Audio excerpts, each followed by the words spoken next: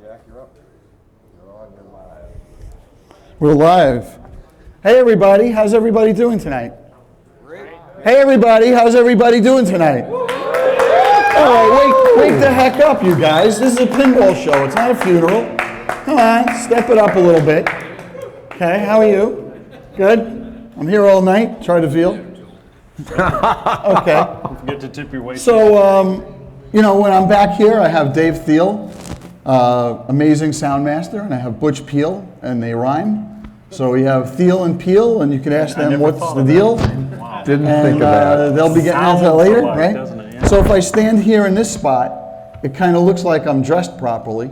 And if I stand here in this spot, Wow. it kind of looks like I'm just like either from Outlander or, you know, I'm the guy Pete Campbell from Mad Men or something like that, wearing plaid. So I'll just kind of stay back over here. Yeah. And I understand that we really don't have, what's, hot mic, what do we, okay, good. You're getting too close. Thank you very much. Thiel and Peele over here. That's the problem. We don't have any time You're limit giving off on sparks. this. Yeah. Okay, we can be here all night. So you better be good. Yeah. After, let's see, Mickey says it's a little bit after 8, so after 10 we'll get some pizzas. There you go. And if we're still here at 10, like just somebody come up and beat the crap out of me, okay? Not before that though. not before that. We might be here at 10. It could be, especially with Butch's presentation. You We don't can know. start with the crap beating out of, we actually, The beatings will begin. okay. I know we have a whole bunch of people watching us on Twitch. How many do we have? 30 right now. 30 right now. Oh, man. Everybody get your Periscope app out, and you can broadcast live on Periscope. Whether you have one of those cheap Windows phones or you have an amazing Apple device, you can download Periscope, and it's really cool because you could broadcast immediately, right now. Thank you, everybody, for taking time out of your evening, breaking away from those great pinball machines in the room to listen to the ravings of us. We're very thrilled and happy to be here. My name is Jack, and David, and Butch. So for the next few minutes, hours, days, we'll be here talking about The Hobbit, Wizard of Oz, if you like, everything Jersey Jack, everything pinball, which is what we love. That's the thing that brings us all together. You know, we all love pinball. Some of us might not love each other so much, but we're all working on it. Yeah, we're working on it. We're working on that, Working on right? it. Especially the birthday boys. Yeah. Jim Shellberg Oh, no. and Gary Flower have a birthday today. So we had what do we have? Tortoni, Tufo, whatever. Yeah, right? some kind of frozen thing. Right. And we celebrated their birthday when we were just out to dinner. So happy birthday to both of you guys. Twins separated at birth, yeah. Thank you. So I'd like to introduce Dave Thiel first. And Dave is our sound master. And Dave has a presentation to talk about The Hobbit. Wow.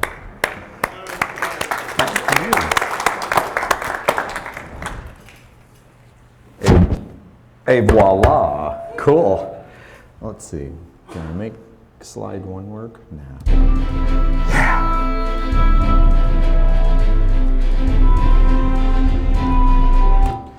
Slide one is a sound test. Hi, everybody. The Northwest Pinball and Arcade Show. I want to thank Jack for inviting me, including me in this. You know, while my clients are in Chicago by and large, or New Jersey, I'm local. I keep getting that. Somebody was like trying to account for the fact that I really look tired.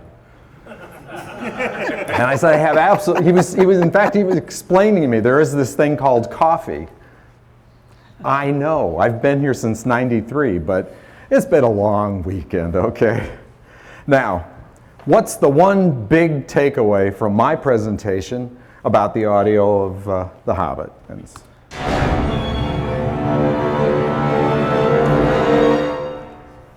It's epic. It's big. Okay, it's based on a movie, The Unexpected Journey, and that's 2 hours and 49 minutes long. And it's based on another movie called The Desolation of Smog, which is 2 hours and 41 minutes long. And of course, it's based on another movie called The Battle of the Five Armies, and it's 2 hours and 24 minutes long. Now, I have worked on pinball projects based on 3 movies. So why is this all that much different? Couple reasons. First off, the context in which I do my work and I'm making sounds for these things has changed.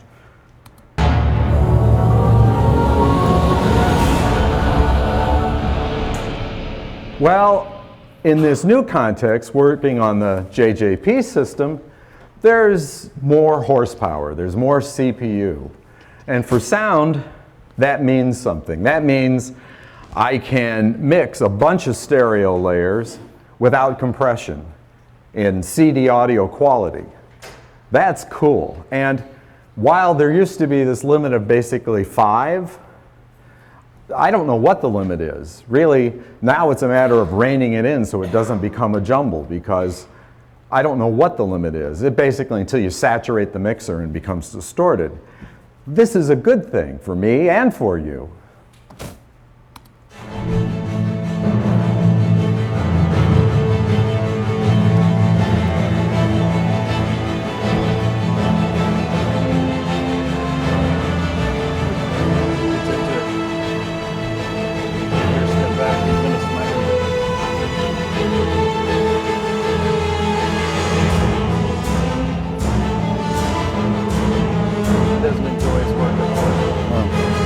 hates what he does.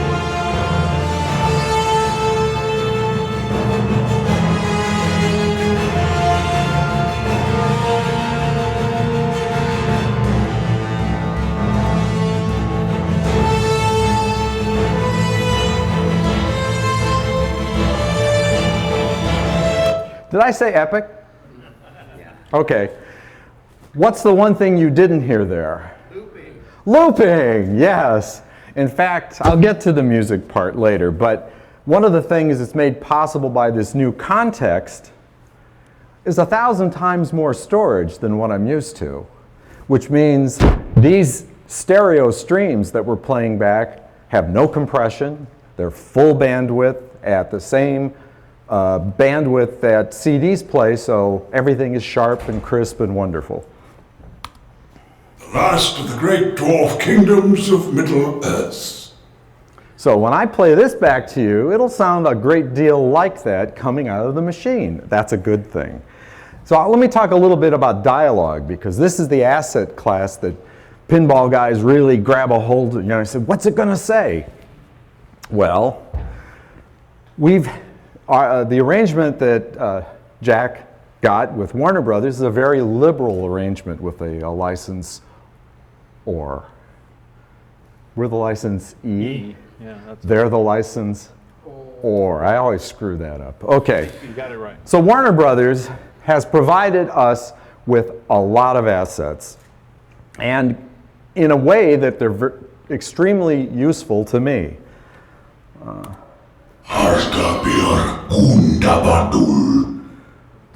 So that enabled me to extract, so far, I mean there are more to be mined, but so far I've extracted 1,000 voice clips from the 3 movies across 33 characters in The Hobbit and in several languages. That's Orcish. Is that what we'll be singing in later? There's no singing in this one. Gary wants to sing. But there could be. If you want to sing, you're welcome If to we get sing. alcoholic beverages with the pizza, there could be singing. We can sing Happy Birthday if you'd like again. We can do that. Now, the next question is, of course, who's, the custom dialogue, who's doing that? And I'm not going to say a lot about that yet because it's a work in progress. It won't take a long time once the approvals come in. But we have submitted a script of things we want to say that aren't said in the movie. Warner Brothers has to approve that. They're just not going to let, and we chose Gandalf. I think that's a no-brainer. Who should be telling you what to do in the game? Go over there and do this with that pop bumper. That should be Gandalf. So we have a swell script, and we've scoured the world looking for, I'm sorry, we couldn't use Ian McKellen. He was busy. So we couldn't use Ian McKellen. So we have looked for someone who sounds a great deal like Ian McKellen. And I think we found him, but he has to go through the approval process through Warner Brothers as well. So I hesitate, like a lawyer, when you're in a deal. I'm not going to say anything, I don't want to screw that up. But shortly, shortly meaning the next 3-4 weeks, probably be putting custom lines into the game, and it will be Gandalf. And that's all I'm going to say about that. Now, the other thing, when you have 1,000 lines of dialogue, what are you going to do with it? Because these are lines they said in the movie for dramatic purposes. And part of my job in looking at that massive inventory is thinking about, gee, how could we repurpose some of these cool lines, things people say, characters, so that they're really useful toward certain events in the game?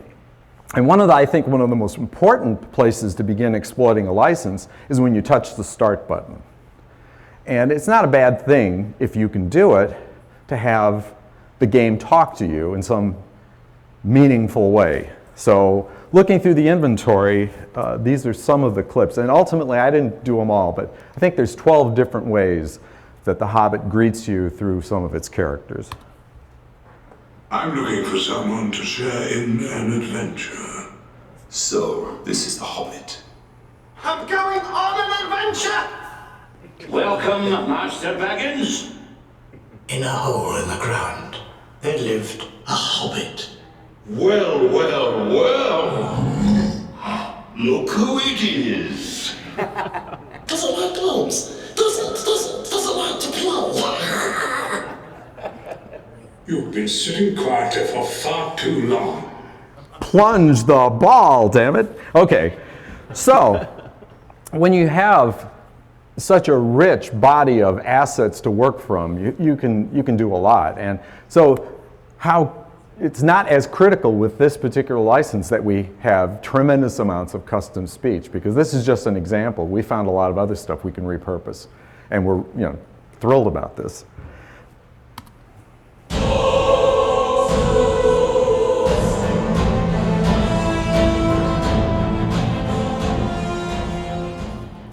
All right, music class, music assets.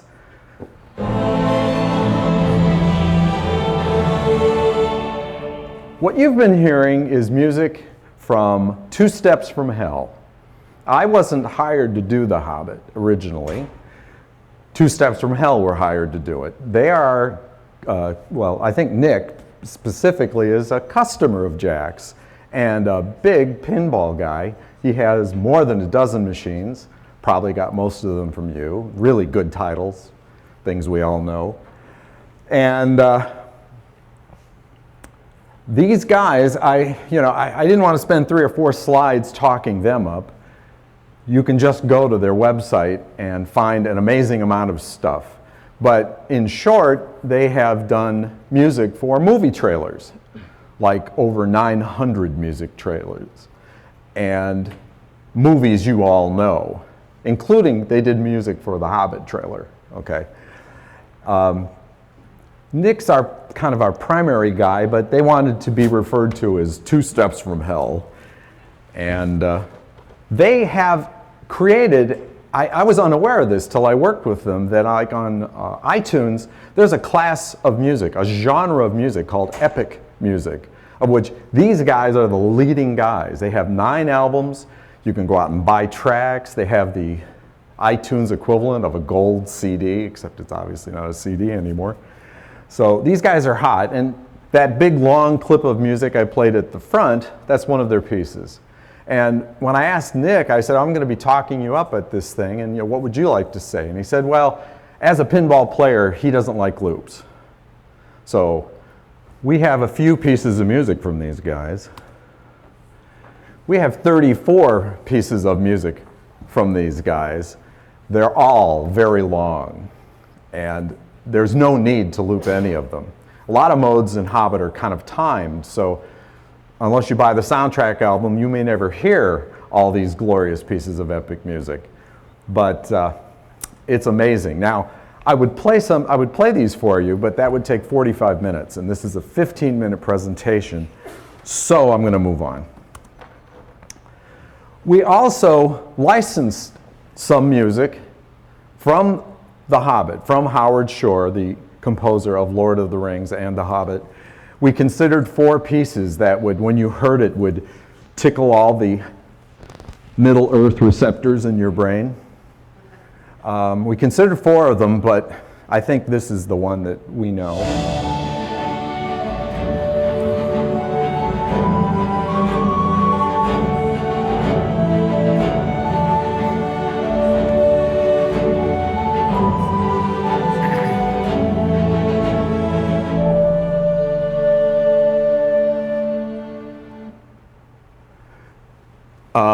That's the theme called Old Friends, and I think it just says the Shire, it says Hobbits, it just says Welcome to Middle Earth.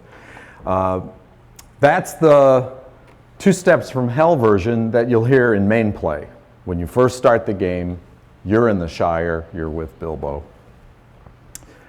But I sort of believe very much that you want to get more mileage out of any licensed music that you pay for. And in fact, anything as tuneful as this can become an earworm and be dangerous to your mental health. So I think it's appropriate to take this thing that you're resonating to and muck with it and make it meaningful in other ways. So I've made 4 variations of this. And the variations are used when, let's see. Oh, I have a video that's going to tell you all about this. First variation that I did for the Old Friends theme is for the state where you have done all 4 rollovers, and you can now, if you go up the right ramp, you can lock a ball toward multi-ball. I make 3 variations of the old friend theme toward this end. I used bassoons. This is sort of the dwarfs embracing the Shire tune.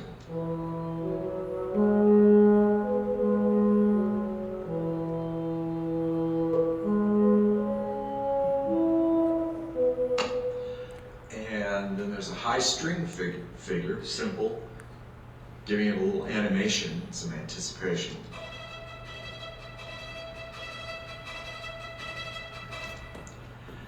And then, to symbolize some of the danger of Middle Earth, there's some low percussion, which is dark rumblings from the orcs and goblins.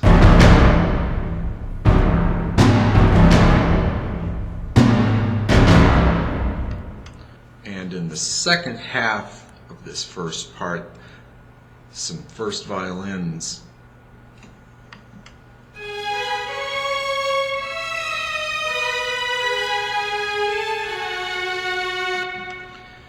Which is sort of Gandalf's contribution. So that sounds like.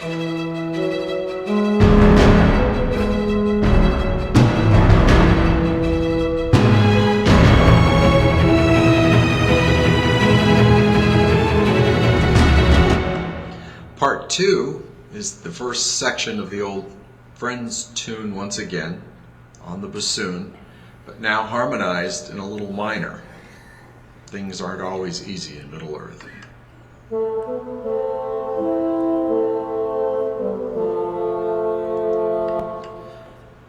We add some trombones from the orchestra to create some more anxiety.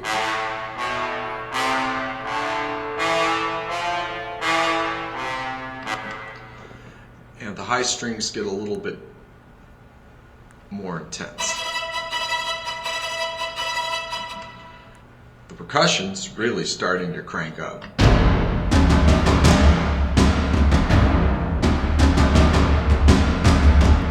Which makes this section even create more anxiety.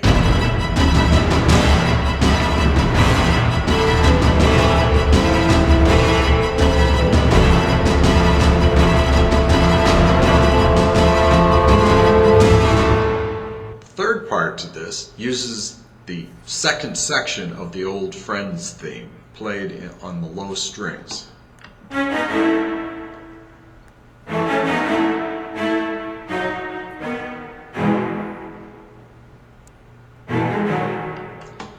upper strings have gotten more, same rhythm figure, but they're having moving harmonies.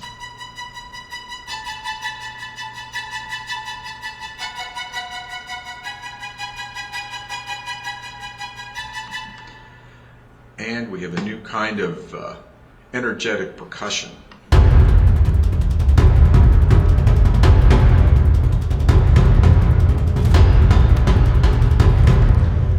So overall, the third section is a bit of a relief.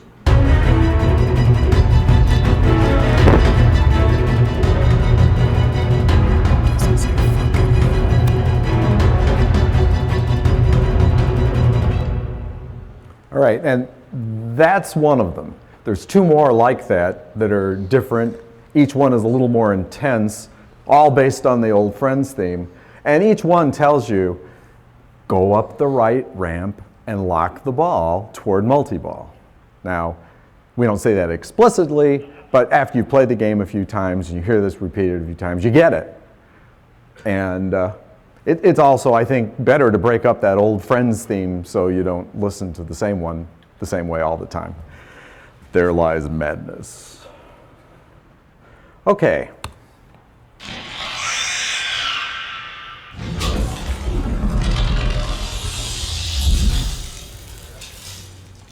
So how did I get involved in all this, the Hobbit and stuff?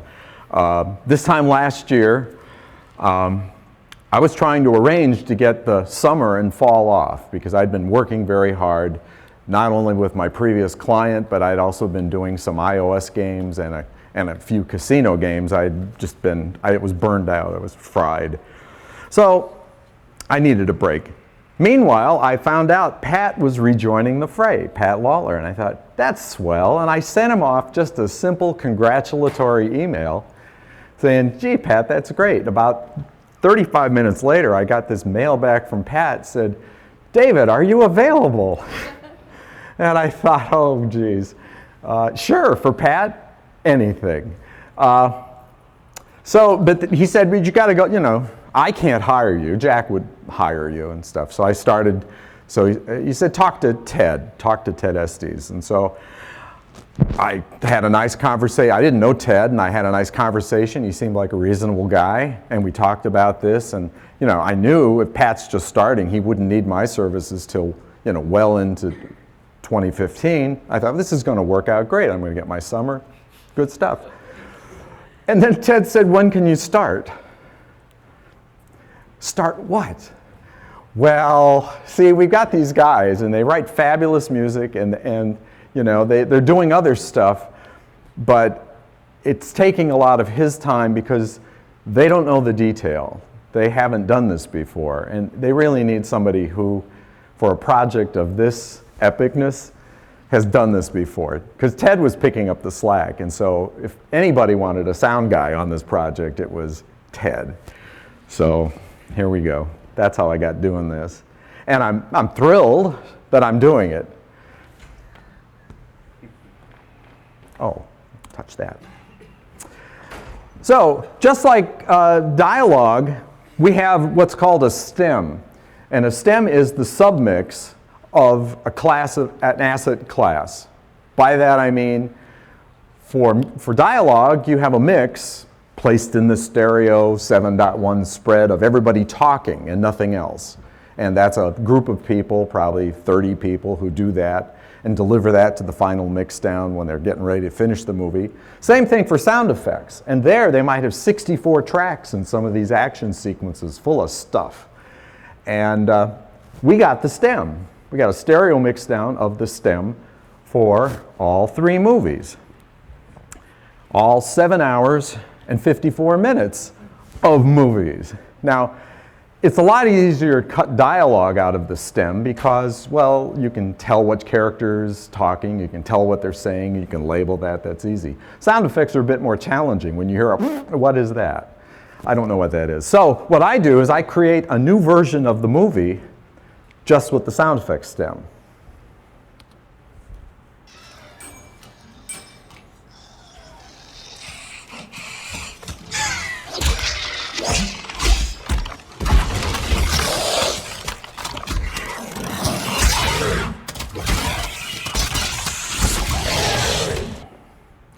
It makes it a lot easier to take that, which is a little messy, if you will, and find discrete things that you can use as sound effects and stuff. But it would be naive for people to think, well, now I'm done, because I've cut out about 1,200 sound effects from the movie. All I have to do is hand those to the programmer, and he'll just put them in, and we're done. That's not the way it really works if you're going to do it right.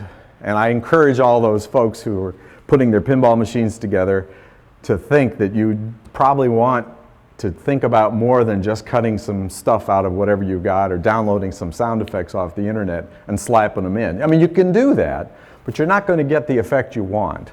So this is a short video that shows, I start with things I've cut out, but then I do some more stuff. Let me show you how I create an award stinger. This is a sound which tells the player that they've hit the shot and they're getting points. For this mode, Duel in Laketown, JP isolated video action clips that will be triggered when the player makes shots.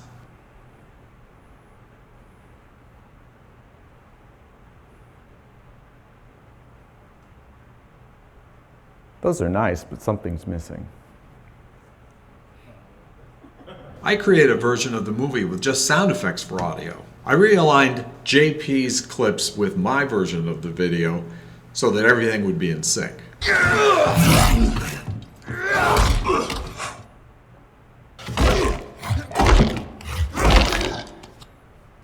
Now that makes it real, but adding some music to it will make it rewarding.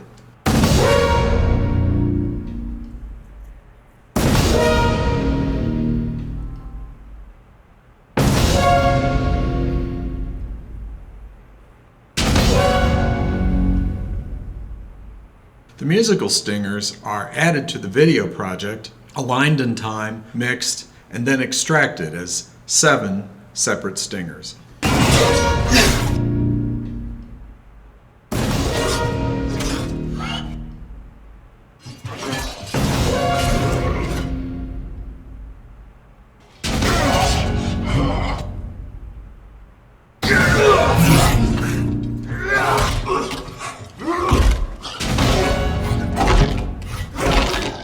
That's Now, my to finish favorite. the project, all I need to do is make 34 more sets of stingers, each one like a snowflake uniquely appropriate for its mode. That's all. Okay.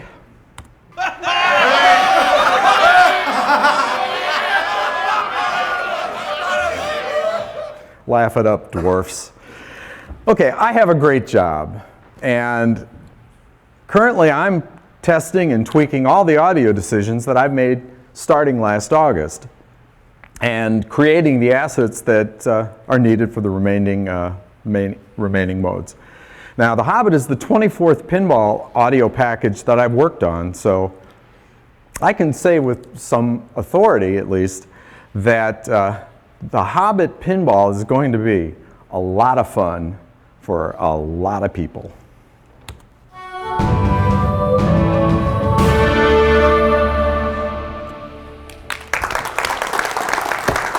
Thanks.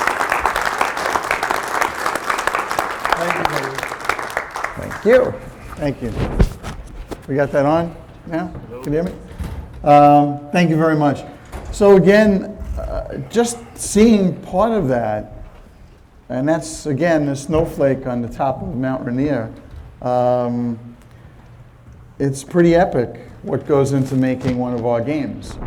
So the people saying to me, why does it take so long to do whatever?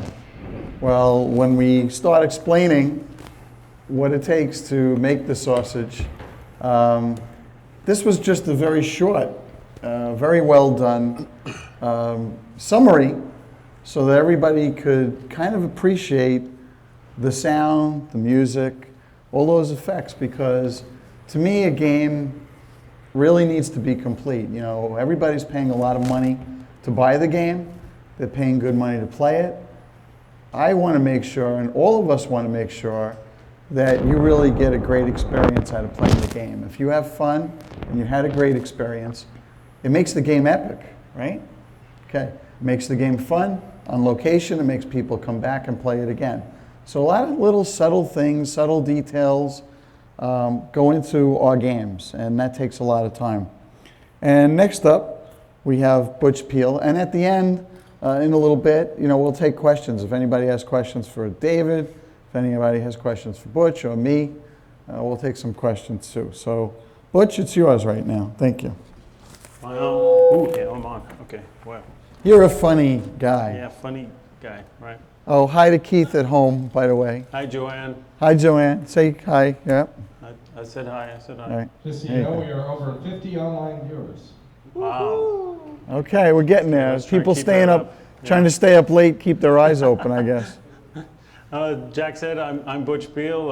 I feel extremely fortunate to be part of all this. I'm one of you guys. I just got a really good break, got a chance to somehow impress Jack. I don't know how I did it, but I thank the stars that I did, and I always thank him for what the opportunity he's given me. I love pinball. I guess that kind of showed through when I talked to him and all. I have a lot of passion for the game.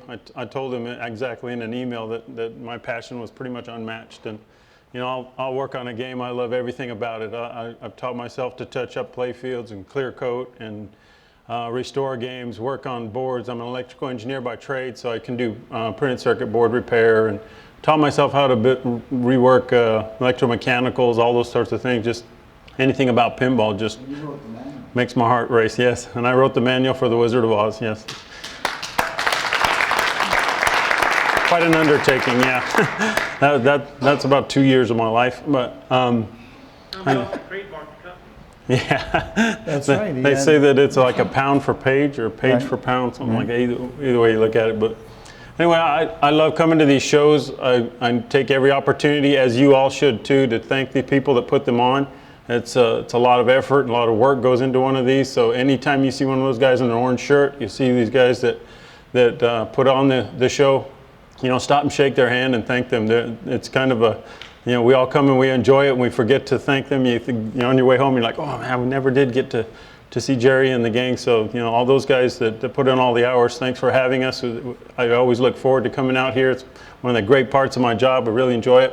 And I love meeting all the people and seeing, you look at a pinball convention and I defy somebody if they didn't see all the games in there to tell me what group this was, you know, because we have such a diverse, you got little kids, you got older people, you got guys with tattoos and spiked hairs and rings hanging on them, and you got, you know, nerds like us, you got guys that look like they live in their mom's basement. I mean, all these kind of things. It's great. And that's how I know pinball's coming back, because everybody's touched by it. And we're bringing our kids, and it's a blast. I'll walk. All right. Yeah, they're touched. Exactly. I go through the line at the airport and they see Jersey Jack Pinball, and I get that same thing that I'm sure you've all heard when you tell people you got pinball machines. Do they still make those? And I'm like, yeah, of course. And the guy stops me, and there's people stacking up behind me, and he's like, really? Well, what's the game? And I'm like, well, we made the Wizard of Oz, and I'm like, I really had to go catch my flight over here. You know, these people are going to get pissed. So, you know, I was telling a story, and Jack messed it all up in Texas because he was behind me taking pictures and everybody's waving at me while I'm trying to tell my story. You talk about breaking your concentration. But I went on a trip one time just to show you how widespread the pinball stuff is. I went to pick up a couple of games, and I'm in Jackson, Mississippi. And my sister and I dropped my dad off, and we drove all day long to get to Jackson, Mississippi. We're going to pick up a couple of games. The next morning, we're going to drive all the way back. And we got to our Holiday Inn Express. It's like right up there. We're following the GPS, and it's just right that exit. And I'm pulling up on a car, and I kind of get kind of close to him. I'm trying to decide whether should I go past him or should I stay behind him. And I see a cop on the side of the road. And when I go past him, I say, well, I'm going to brake. I'm going to be a nice guy. I'm going to go in. I'm not going to cut him off. I'm going to go in there. Next thing I know, the lights are on behind me. And I'm like, what the heck? I pull over, and I could throw a stone into the parking lot of the Holiday Inn Express. So the guy comes walking up there, you know, the police officer, you roll your window down. He wants your license, registration. All you see is the belt buckle, the gun, you know, the hands on the hip sort of thing. Deep voice. And he says, where you all headed? And I said, right there. We're going to that hotel right there. He said, well, what brings you to Mississippi, Mr. Peele? And I said, well, we're going to pick up a couple of pinball machines. And the next thing I know, there's this smiling face right next to me, and he goes, oh, really? And he says, you know where I might be able to pick up a back glass for a tropic isle from Galileo? And we literally sat there on the side of the interstate with the lights flashing at 10 o'clock at night. I'm talking to him about, you know, getting stuff on eBay and Craigslist and all. And so best part of the story is I didn't get a ticket or anything. Said I was following too close for some reason, but all was forgotten when I mentioned pinball. It's really cool. So I kind of, the guy in Texas, Ed Vanderveen, asked me, you know, we got to have a really exciting title for your seminar. And I said, well, you know, it's kind of like an unexpected journey. And that's because when you start out down a road, you really don't know where you're going to be at the end. We knew it was going to be an unexpected journey because that was the name of the movie. But, you know, when we went out to Expo last year and took our game out for the first showing, got kind of a lukewarm reception from it. And we really found ourselves in a place that we didn't expect to be. So it was kind of an unexpected journey because we had to kind of start over midstream, and it was very difficult. It had a lot of ripple effects in the company and all the things that were going on, including the poor guy writing the manual. It was very difficult for me.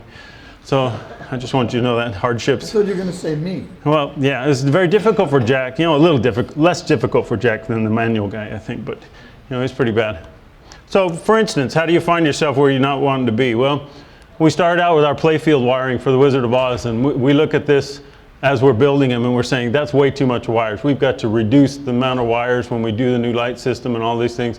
We need to make this game a lot easier to follow wire-wise. So we went to this, and I think that's what they refer to as epic failure. So, you know, going from that to that, the guys say, you didn't reduce anything. And here the engineering guys were trying to say to the production guys up at the factory, they're saying, I'm trying to help you. I want to make it easier for you to make the game. And they look at this and they say, don't help us so much anymore. You know, this is really not helpful.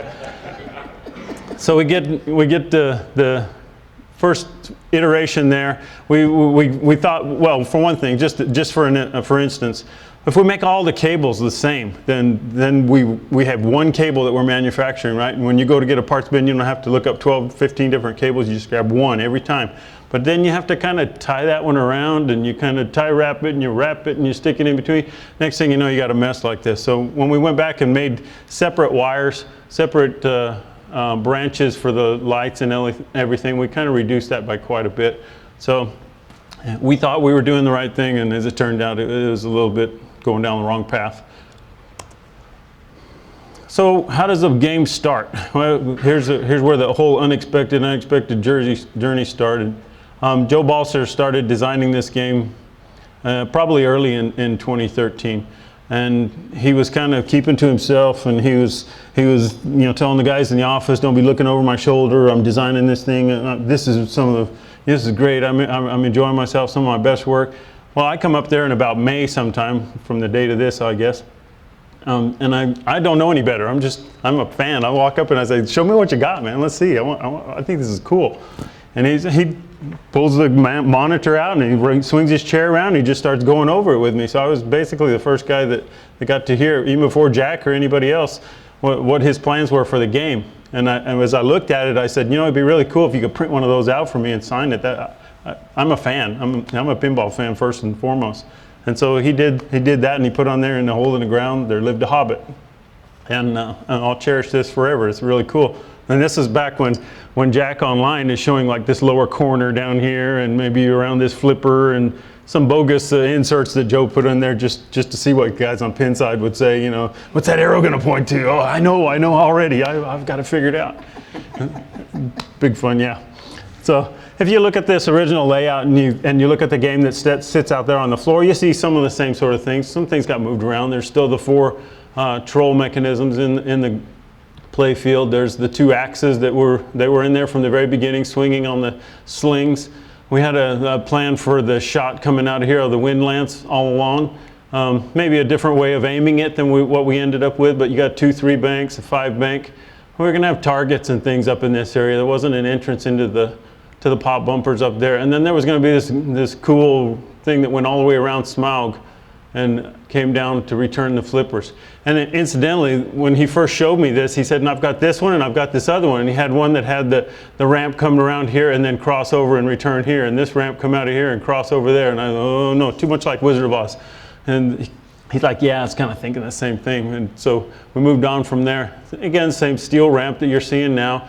A lot of the same under the Playfield subways and things like that, but this whole area got changed quite a bit, as you'll see as the pictures go on. So from that, you build your first whitewood.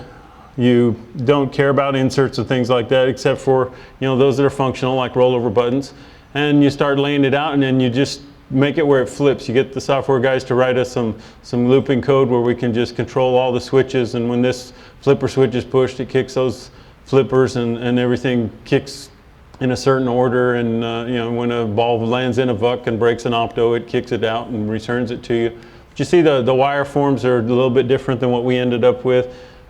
They still have the curvy one that goes through the pop bumpers, and when you don't have the barrel things, you want something on there, you just look for what you got handy, and it just happened to be a couple of these goofy trees. I don't know where those came from.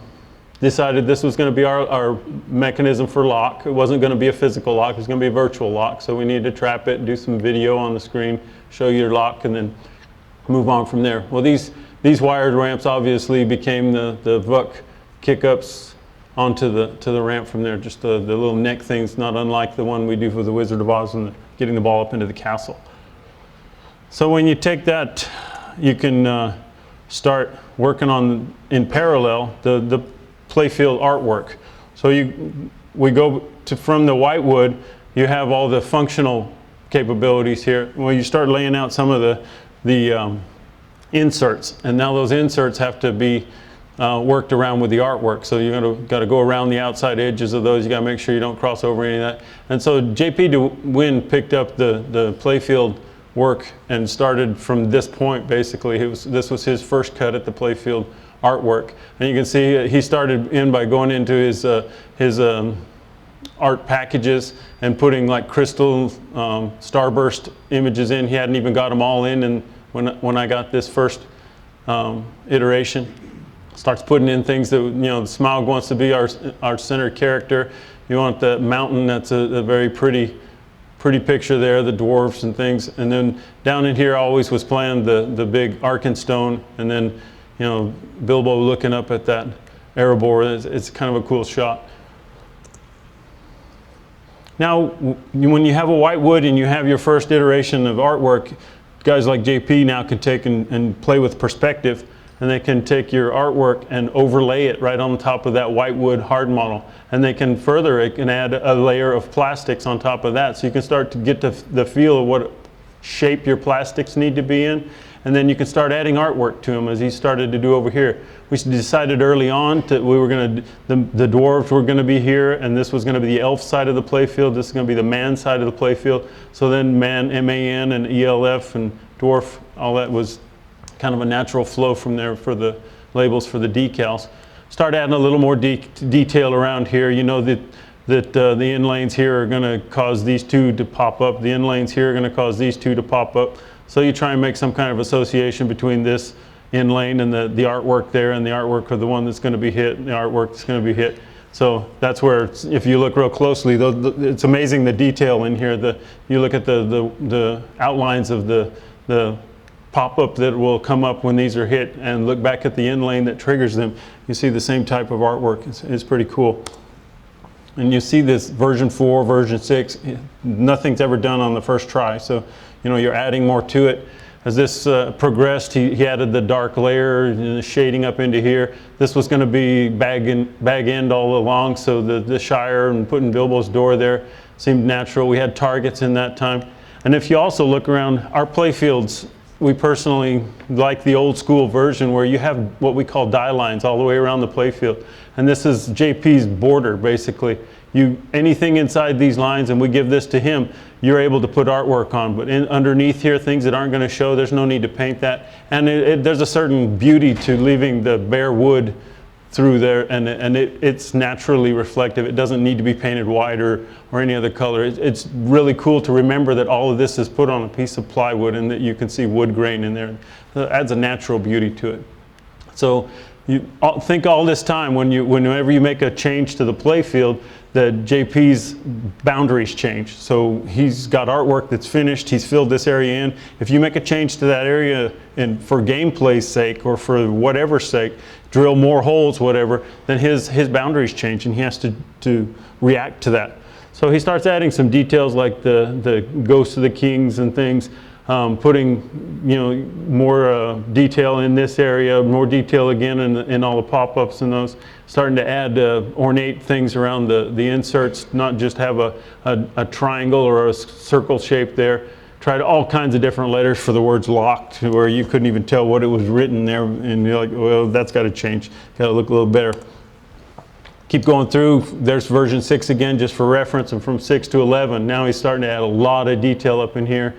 My wife was asking me, where's the big ogres, you know, what do they call those guys? The William and I forget the name of the guys, but where are they on here? And I asked JP, can you put things like in between here, you know, like just, you know, fade them out? And so he started adding a lot of details and little things in here that you didn't see before. Starts putting more of the names of the dwarves all around, and then we started, I think around this point is where we started releasing some of the artwork to the public, and of course the geniuses on Pinside wanted everything redone, like they always do. But anyway, that's part of what we do.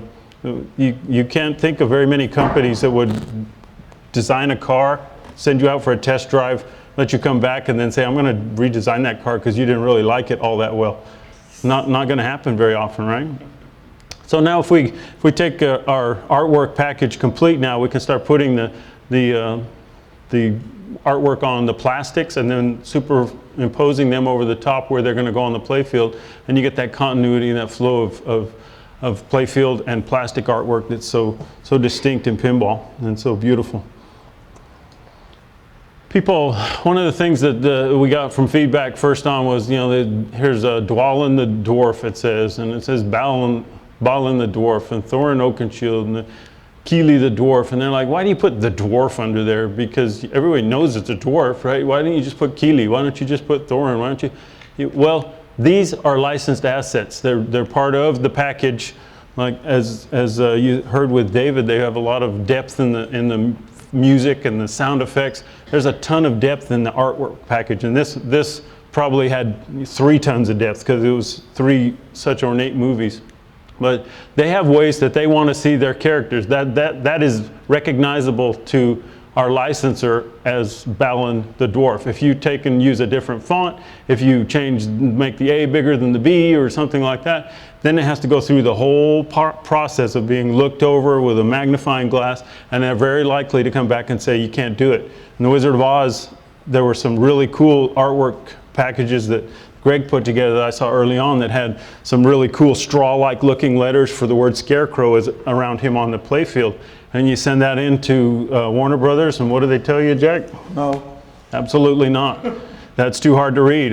We don't want somebody thinking his name's a Sparecrow or something like that. It's got to be very clear. And they tell you, this is the font you will use. This is the size in relation to the character. All these details. It's pretty crazy, some of the things they make you do. But if you stick to some of these, you'll see some of these on the screen out there, some of these assets, we know that those are already pre-approved and good to go. And it's something less to get signed off on and less to have to worry about and redoing. Another kind of interesting thing about playfield artwork that you might not think about, so all the black area here is the wood grain I was telling you about earlier. Well, within JP's boundaries, first thing we're going to do is put a layer of white over that, and that allows you, if you know anything about, ever tried to mix colors and match colors and all that, some yellows and reds are just really transparent. They show the wood grain and whatever's underneath them. They don't cover well. Well, if you go in and you put a layer of white over the top of everything, whatever, if there's a wood knot in here or whatever, it'll cover just perfectly every single time. So there's a white layer that has to be put down on every playfield before you even start putting any color to it. And it makes the colors so much richer. And that white layer also goes over the top of inserts and spells out the words and puts a background. That's what makes black opaque against inserts. It's not the black color, it's the white underneath it that's super opaque. So now we're back to version 11 of the playfield, and here we're going to 16. You see a lot more detail. Can anybody see a difference right in here? What's the difference? Arkenstone changed size dramatically. Early on, we were talking about using a 5 RGB LED behind the Arkenstone itself in the playfield and using a great big insert. Well, when you think of that sounds like a really cool idea, but when you start doing it practically, it doesn't work well with an insert that could turn into a Lay's potato chip or something like that when it gets a lot of heat, or just over time start to delaminate and come loose from the wood at the edges. So our playfield guy wasn't comfortable with that, and so we scaled down the size of and moved from 5 RGB LEDs around that to a single one behind there, which RGB LED can make any of 32 million colors anyway, so it didn't really draw back too much, and it's still very, very prominent on the playfield. A lot of other details added. And at this point, at V16, we're pretty much done. So we're real happy with that. We get a couple of them printed out. We take them, populate them. I started working on some of that. Another fun thing I get to do is building up some of the programming games and things like that. Go up to Chicago, and like I say, I love everything about pinball. So there it is. We put it all together. We're getting ready to take it. I think 5 minutes after this, we were wheeling that cart out into Jack's minivan and sending it off to the show down in Chicago. And there's Eric Monnier, that's our lead electrical engineer. There's Jack back there, and myself, Jim Thornton, our programmer Keith Johnson, JP DeWin. He comes in for Expo every year. You want to get a chance to meet him and tell him what great work he does. That's the best place to find him at Expo. And then there's Ted Estes, our other programmer. So off we go. We take our game out there, and what do you think about it? Well, yeah, it's pretty good, I guess. Yeah, that's the kind of results we got. Gameplay, people thought it was kind of interesting, but If you saw in Joe Balser's early thing, there was 4 flippers. There was another flipper up here, so we had changed early on that because people were asking online, you know, what's that other flipper going to do? What do those upper flippers do on the Hobbit? We were trying to make you, of course, where you could make this shot with that upper flipper here, but this one here just didn't make much sense where it was sitting, so it was changed to a slingshot. It adds a lot of, you know, random movement to the ball, but it just showed early on that we were willing to listen. So, you know, these people started giving us a lot more to listen to when we went to Expo. And one of the things that, you know, people in the company even were thinking, you know, we started this movie thing with the Hobbit, and the most we saw of Smaug at that time was at the end of the, you know, movie, a little gold going to the side and a big eye opening. Well, yeah, you can't make a Playfield artwork on an eye. So everybody wanted to know what he looked like. It was super secret. They didn't want us showing what he looked like. So when you're in the business of doing this, you're trying to get it out for the second movie. And the second movie is where they reveal Smaug. It's very difficult. So you can't use some of your best work because it's got a screen across it that says, you know, if you let this loose, you know, you're going to have a big problem. You're going to be looking for a new job and all that. So you have to use what you can at the time. And this is what we had. So what I did is I overlaid the new artwork. We went in and we told JP we need to brighten things up a lot. This game looks too dark. We need some colors. Pinball. It needs to have some really bright colors. It needs to really bounce and, you know, really jump off the wood at you. And we started making some changes also to the layout. So you'll see as I flip through here, you're going to see some changes to some of these holes and things, because now JP's artwork not only changed color, but his boundaries changed again. We had to read and react to that. I had, I don't know, 18 drawings in the manual already for the Hobbit that had this whole layout and everything. You can't put incorrect stuff in there. So all 18 of those had to be updated for every change we made after Expo. Just kind of, and that's just me. There's a lot more worse repercussions to that when it came to parts and everything else. So it just had a huge effect through the company, but we did this for our customers. So now you see, one of the things you notice, there's the opening into the pop bumpers. We had 2 targets sitting here, we took one of the targets out. And now that's what happens when you tell an artist, make it brighter. It goes to that. A lot more, you know, fundamental colors, a lot less grays, a lot less dark blues. Just look around the playfield, even the gold, you think that looks pretty bright, but it can always be brighter.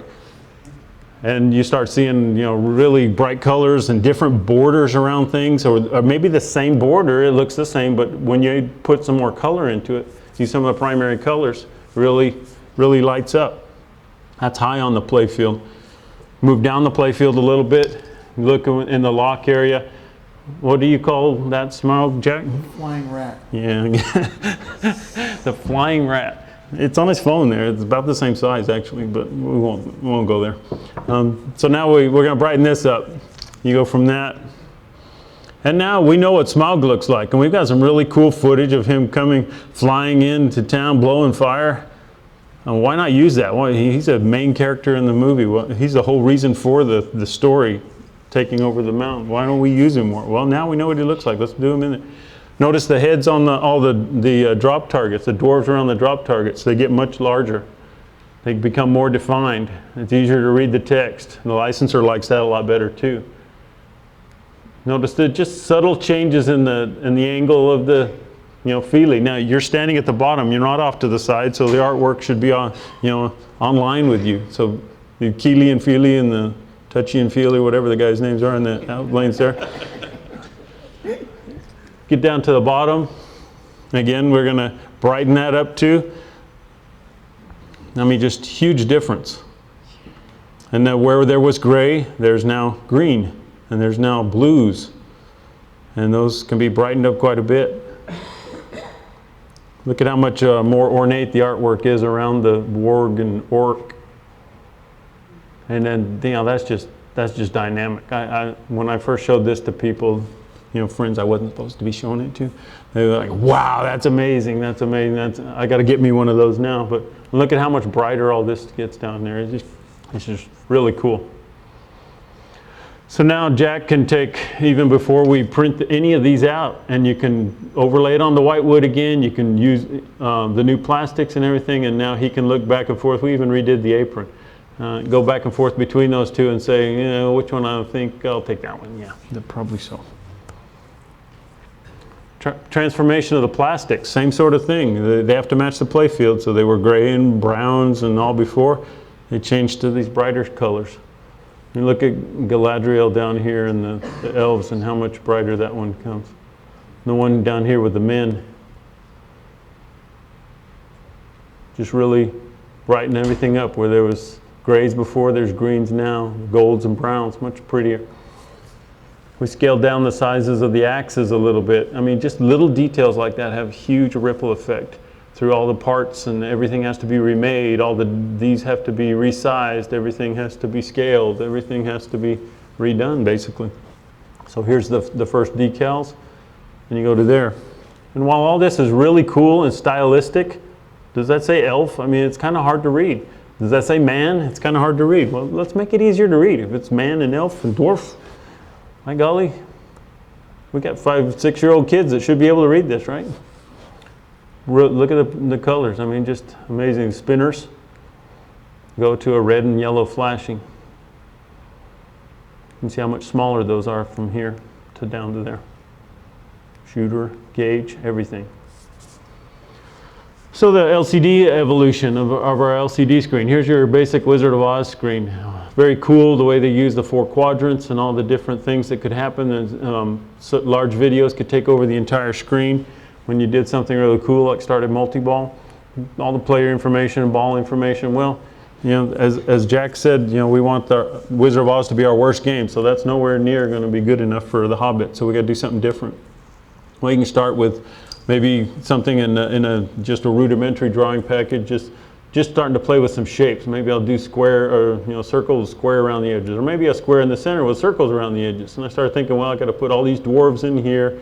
And I got to have a place for showing credits and my coins. And then you finally come to something that's kind of a marriage of the two, and it's more trapezoidal, it's more angular, less circle type thing. But this is what JP ended up with. And he starts already thinking of where he's going to put his multi-ball, where he's going to show the map showing your travel, and your main screen here. Even when it takes over the main screen, like in the Wizard of Oz, it doesn't take the whole screen. It's still hidden behind these corners here. So a lot of things, beasts over here, elf and men, a dwarf, all the different modes.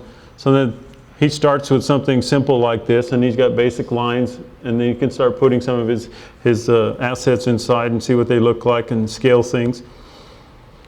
It's a little more ornate the next time around, comes in with more detail, more eye candy for people. We have the next version. Again, he starts thinking about all the modes, and of course as soon as he starts putting these in, Keith has more modes and more modes and more modes. I think we're up to 34 or something now, Jack, is that right? Yeah, so lots of modes in this game. And so each one of them needs to have a place on there, and these things will blow up and get bigger and do their thing. I think one of these is a video, yeah, this one. No sound to it, but you can kind of see the, whoops. Of course, if I don't click it right and then I mess it up. Where's the sound guy when you need him? Oh, there he is. Hello. Wrong room, sorry. Yeah. Exactly. You're probably looking for the end of the earth. That's over there somewhere.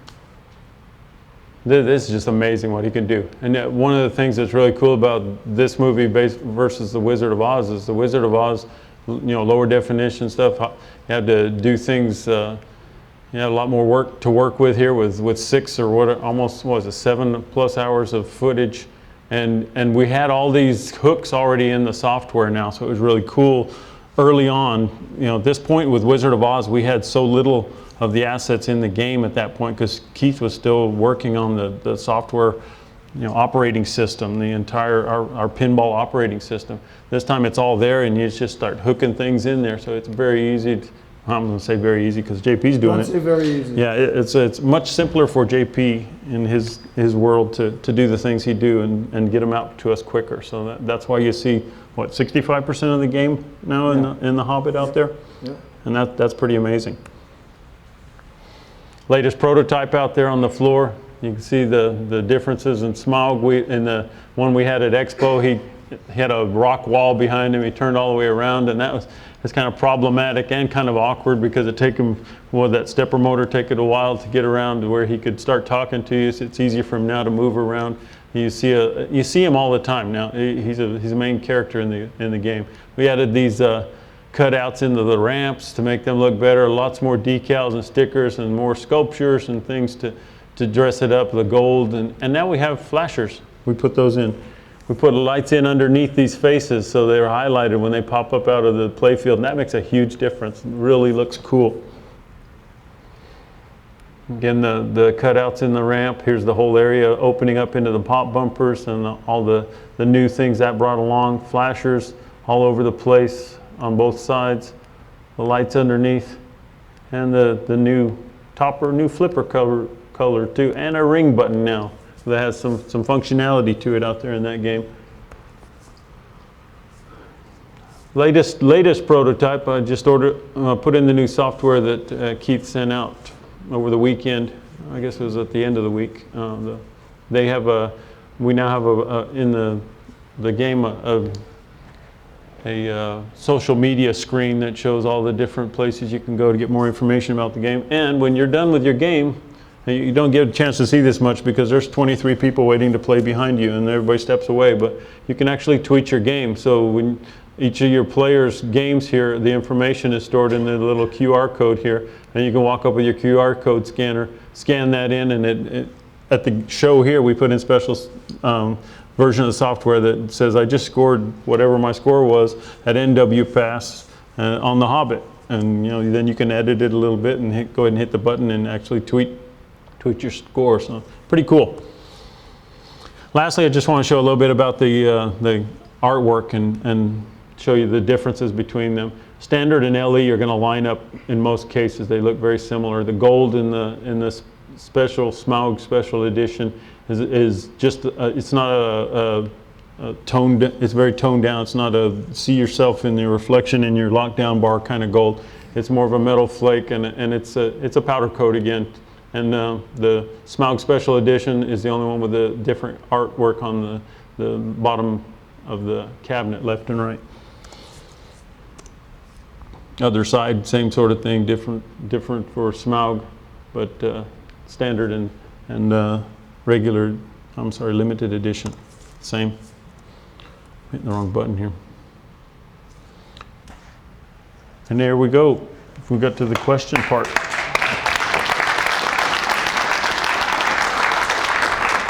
Very cool. I actually learn something every time you do that. So it's a little extra. And I never do it the same way. So that's good. And I go down memory lane because some of that, I guess I don't need that microphone. Some of that was extremely painful. And reliving some of that and then seeing the game that's upstairs that a lot of you played. Who got to play The Hobbit so far? Great. So almost everybody. That's great. So the hope is that we really get you something great.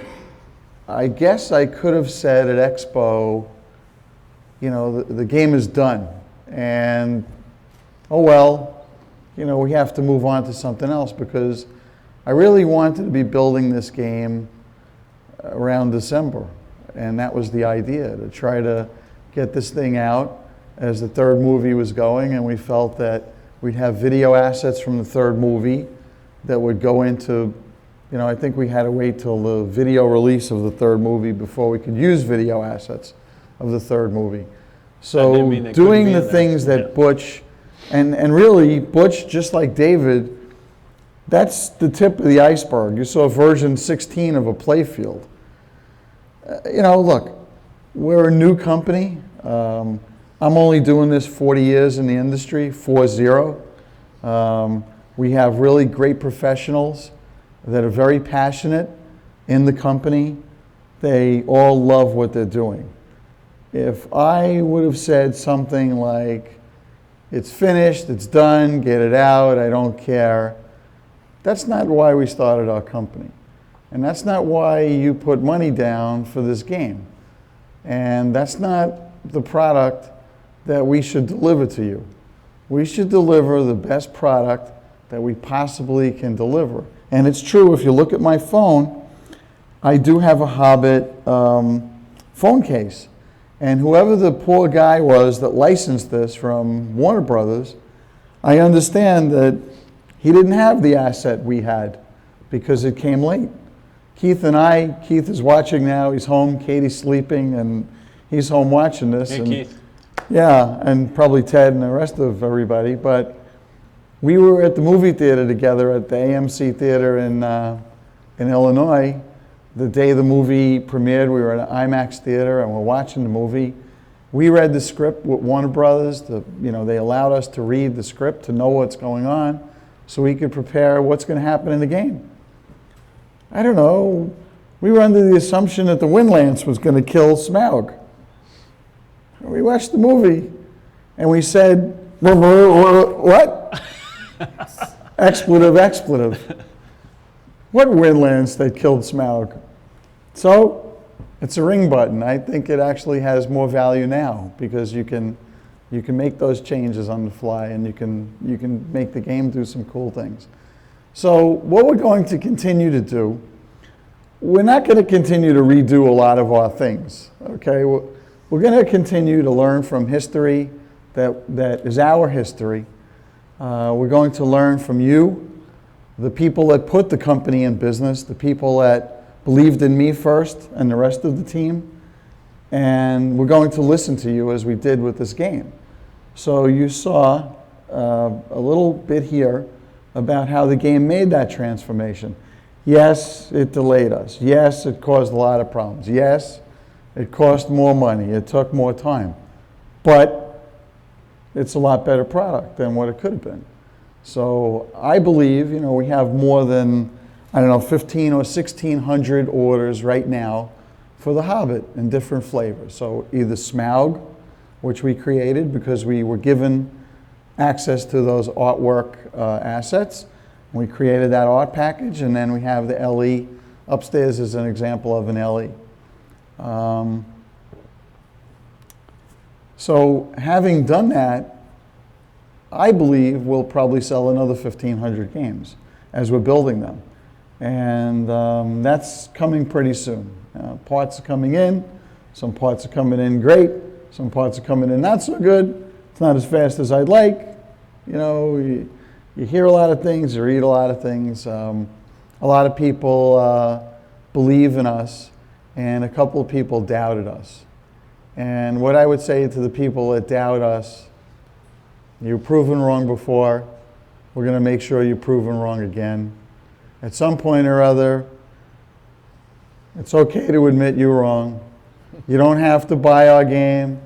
You don't have to do a pre-order. It's pinball.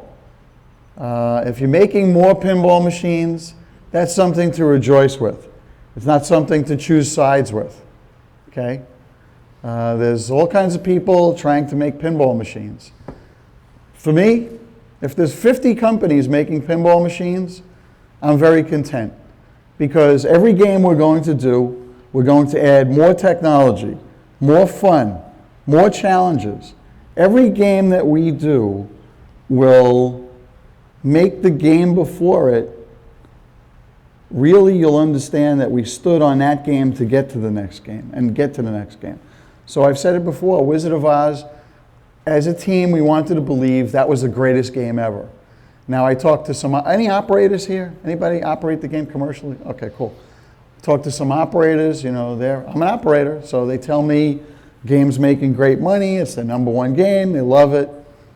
It's really getting more of that appreciation. And as we build Wizard of Oz, we're going to be building several hundred more Wizard of Oz games. We have that license till the end of 2017. So there's demand for the game. We're running back order situation right now, about 40 days back order. To this day, I've still never had a Wizard of Oz game in my building without an owner for it. Jen and I are not able to go out and sell to operators who want the game.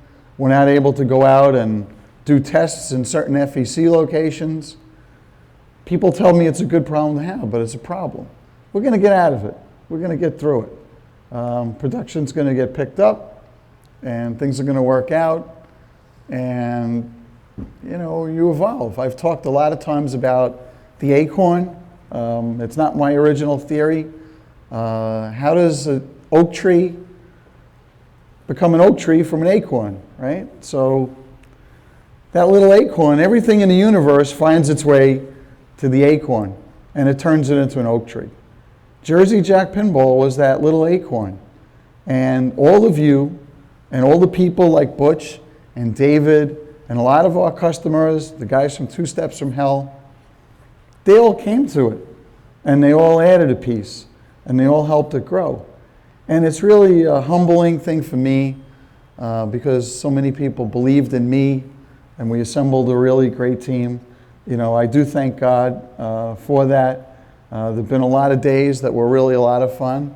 There were a lot of days that were a lot of stress, and laying awake at night, rolling around, thinking about different vendors, different parts, different issues, all that kind of stuff. And people writing things that aren't true. It's okay. You know, at the moment I kind of feel a little like Muhammad Ali doing the rope-a-dope. And it's fine. You know, I'll take the shots. When you've been waterboarded every single day, and then somebody just pokes you once in a while, I don't really care. I don't care about it. It takes certain kind of people to get into certain kind of businesses. And this industry is not an industry that's really easy to be in long term.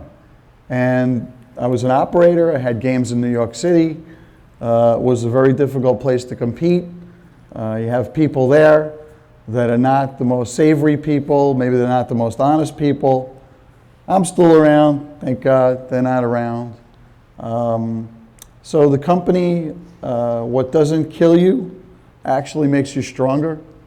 It gives you a better appreciation for a lot of things and a lot of the people around you. You draw strength from your faith, your family, your friends, your coworkers, and we have a really great company. And I really appreciate all of you supporting us. I know with Wizard of Oz, and maybe now even with The Hobbit, with Wizard of Oz especially, some of your friends, they teased you and said, you'll never get a game. This guy will be out of business. When he gets you something, it'll be junk, it won't work, it won't be programmed, they'll never finish the software. This isn't going to work, that's not going to work, none of that's going to work. Well, they were wrong. You were right. If your wife teased you, guess what? Now that's the only game in the arcade that she plays. I've had guys come up to me and say, Wizard of Oz was the only game that my wife told me I could buy. I've had wives come up to me and say, my husband has 44 games, and the Wizard of Oz made 43 of them look like antiques. Thank you. Thank you, thank you. So a lot of people are very appreciative. They're starting to get what we're doing. We're not perfect. We're going to have problems. What do I say about pinball? A lot of things. If it's not broke, it's not pinball, right? It ain't broken, it ain't pinball. So I've said that for the last 40 years. We're going to try to make games that work better. We added a lot of new technology. With new technology comes new problems. Try to make something idiot-proof. They build a better idiot. So you work through. Somebody asked me, what you have any problems with the game? And yeah, one of the bucks is giving. Yeah, well, there's always going to be something with it. It's not easy. I think there was a problem. Somebody was quoted, a person who shall remain nameless, what? Building pinball is hard, right? Yeah. Building pinball is hard. It's hard. Yeah. And look, honestly, I knew it was hard. I didn't know it was, I didn't have any, idea that it would be easy, but we're doing the unknown information, right? When you try to do something that hasn't been done before, the learning curve is a lot higher. And then you start adding to it, and you have people that come up with new ideas. And I don't say to those people, no, don't do that. So we'll get a little smarter. Pat Lawler has a game, you know, some guy named Pat Lawler. Maybe he made a couple of games. I don't know who he is, but he's doing our third game.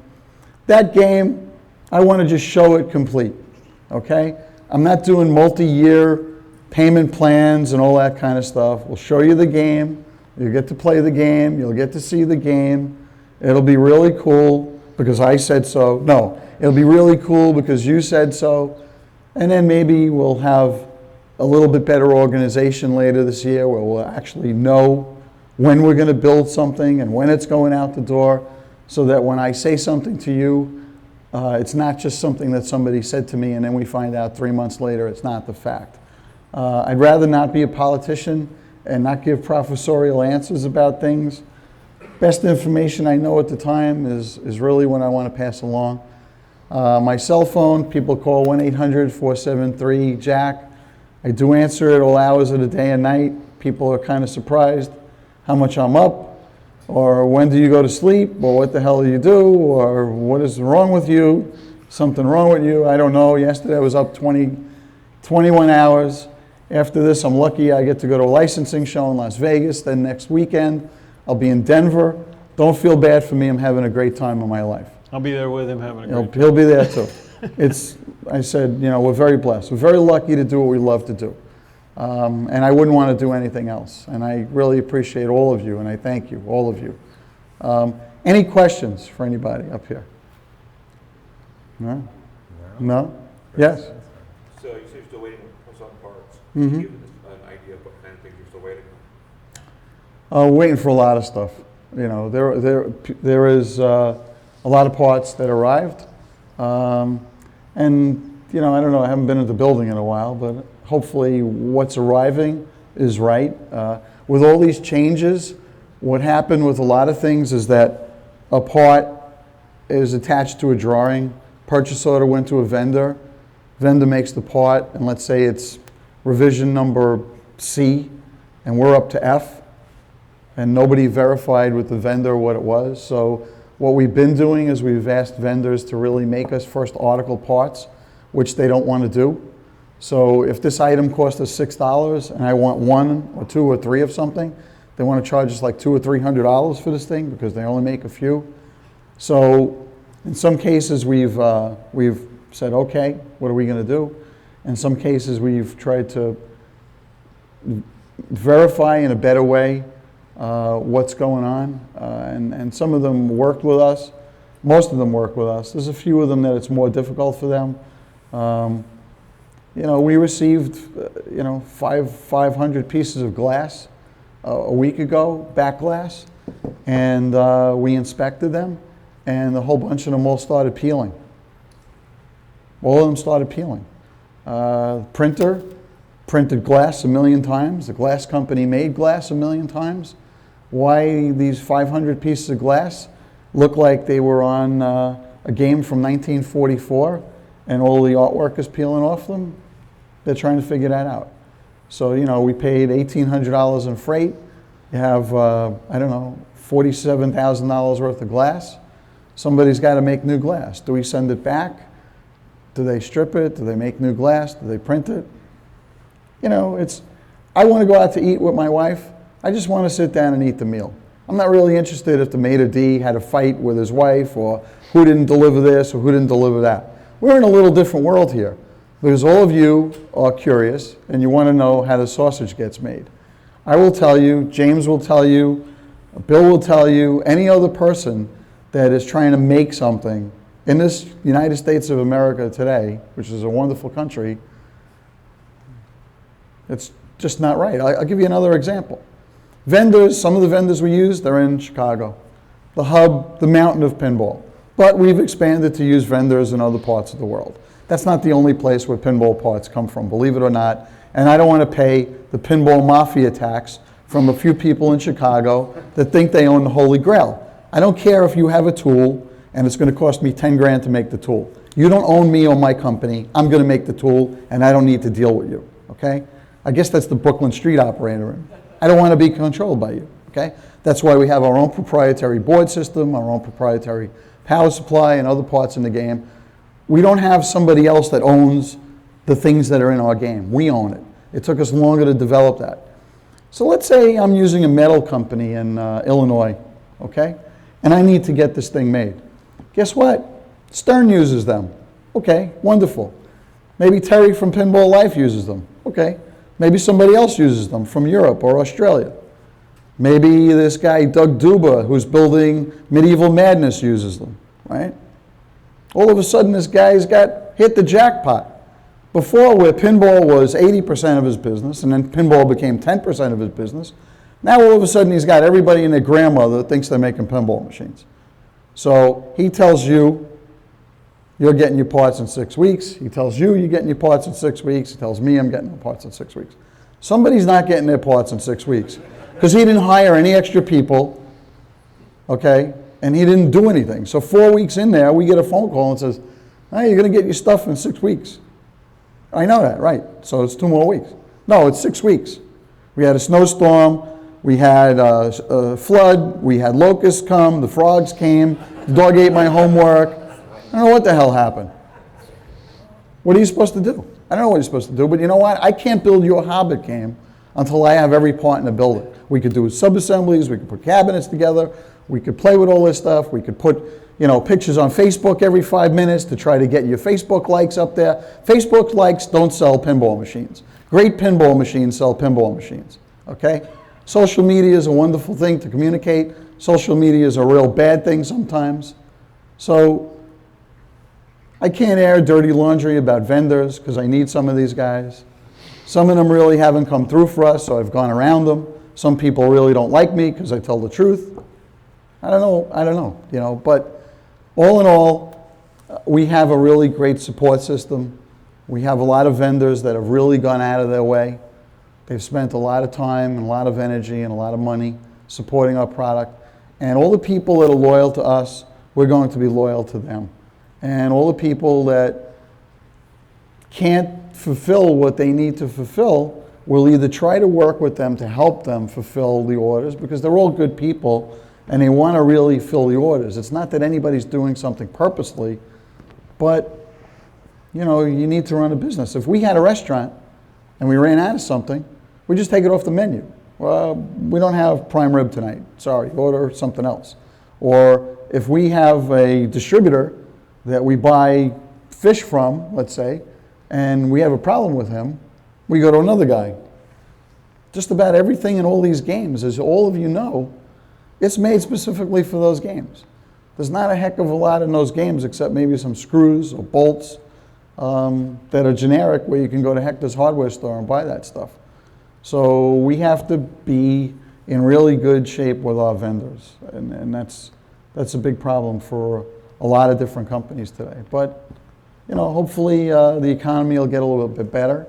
We sell everything nobody needs. Everybody knows that. So the stuff we sell to all of you people and a lot of other people, you know, it really it's meaningful to us because we're bringing fun into your lives, and we're making people happy. You know, when you make a product that makes people happy, makes them forget some of their troubles, it's okay if we absorb a lot of that aggravation because that's what we're supposed to do. And I'm not really complaining about any of this, but you asked the question, so you got that answer. Sorry. Anybody else? Did you get a chance to play the Hobbit? Are you falling asleep? No. What did you think about the Hobbit? Here, you want to talk? You want to tell you right now? What's your name? Hello? Hello? Hello, okay. Greco, all right. Can you put his mic on? Hello? David, can you turn it up on the mixer up there on the table? Hello, okay. Where's the sound guy when you need him? Where is the sound guy? Right here. Okay, hello, all right. Introduce yourself. Yeah. This guy bothered me all day, so I figured I'll embarrass him right now.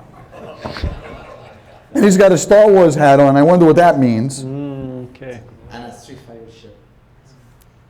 My loves. Okay. So, my name is Greco. I am from Chile, South America. Way, way down where volcanoes really explode and people really have to evacuate. And we are great pinball fans. And I told all my friends, you know, I live in the mecca of pinball. So thank you very much. Enjoy Avatar that just arrived over there. And Arcade died a lot over there, and they only use them for conventions. So being a pinball fan, you cannot buy me only on the license. You need to buy me on the feeling that I'm doing something in the playfield. For me, are like movies. I cannot be in movies. I would love to be in movies, but I want to be the hero. I want to be the guy that called the shots and saved the princess, whatever. And somehow I found that in the new pinball. In the new pinball, that I'm an active player on it. So I went and visited the pinball shorties in Seattle because I wanted to see the new pinball WE. And I found it really monotonous. They want you to put a ball on top, bounce it a little bit, the balls fall down, kick it back up, bounce it a little bit, falls down. In 2 seconds, I was out of it. Wait a minute. We want you to talk about the Hobbit. Okay, yeah. We don't want to get into it. We don't want to get into all of that stuff. All right, sorry. If I want that, I could get Johnny Norman up here. All right. Now, the Hobbit. All my friends play it. All my friends play it. Grego, did you play the Hobbit? I'm like, I'm right now over there. It's the first thing I'm going to see to this convention that I come in. I'm walking, and he is there, and we're talking in the line. Oh, me? Yeah. And, where the hell else am I going to be? It's my game. I got to be know, there. but you can't talk to me. I was at the end of the line. I have to talk to you. I had no choice. Yeah, so I tried running away. So, I look at it, and in a second, I fell in love for it. I'm like, open field, cool. Oh, dude, how it goes around. Yeah, the loop. Oh my gosh, it's cool. The screen looked great. Oh my gosh, and I play it. And that multi-ball, I felt the dragon chasing me the whole time. And I'm like, I got a pinball here where a dragon keeps making me afraid. I see him on the glass. I see him talking to me. He turns around. I see him throwing fire. And I cannot take the dragon out of my mind. I finished playing the game. This is going to be your problem tonight. Yeah. I finished playing the game, and the dragon is still chasing me. And I want to keep going back to the dragon and fight it to him. It's like they put music, they put me magicians, like they are all my friends. They're like, yeah, find the dragon, there's a treasure here. And maybe he could do one of the voices. It's so, I would love to. Find the dragon. I would love to. Maybe when we send games to South America, you could do the voice. Find the dragon, come on. So, I'm not sure. So, I play. Can you do Gandalf? No. Go ahead. I'm sorry to interrupt you. I'm It's not nice to interrupt. My wife tells me I interrupt everything. So. Yeah. Sorry. So the only thing I can tell you, Jack, is that your game put me in a knight on a shiny armor, put a big dragon chasing me, telling me that he has something that I cannot have, and I fought the dragon, and I was in the middle of the fight. And the 3 balls failed. And then he lost his ball. And I lost my balls. I'm like, oh my gosh, I cannot fight the dragon anymore. I need more quarters. Where is the dragon? The dragon didn't fight me. The dragon flew away. It's I know. So I'm like, where's the dragon now? I wanna keep fighting him. That multi-ball is so much fun. I know. You really and what you're saying today is exactly what everybody else told me today, but in a different way. It was really great to hear that. So when I finished playing, I'm sorry, I pressed the button twice, so I played 4 balls. You played 4, and the people behind you were looking. Yeah, I know.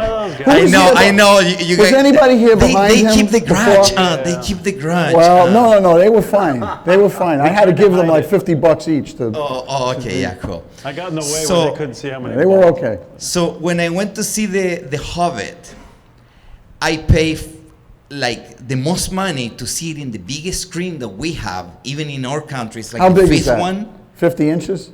How big? I don't know, the EMP. Anybody have seen the Hobbit in the EMP with the IMAX of the Pacific Science IMAX, Center? I saw it on IMAX. It's great. Yeah, no, but this is one of the 5th. Yeah, it's the big in the world. Yeah, thank you so much. Really? Yeah, it's the big in the world. And the day we went with my girlfriend here, it was like amazing. Like I saw it, and the dragon is like, and he's running to you, and you see a dragon, real life, real size. Like, have you guys seen a dragon? I've seen it. You know. Seen a dragon? So I see the big dragon coming at me, and that movie end, and I felt the warmth of like, oh my gosh, I saw something so cool. Can't wait to see it again. And then like I saw it on DVD. I'm like, yeah, well, it's kind of like the size of the TV now. That's right. Right. So what are you doing next week? I'll be in Denver. What are you doing next weekend? Nothing really. I mean, I'm gonna be working, but I'll take those 2 days. Okay, maybe you could help Butch out. So we'll be working too. Definitely. Good. So I finished playing this pinball, and that feeling came back again.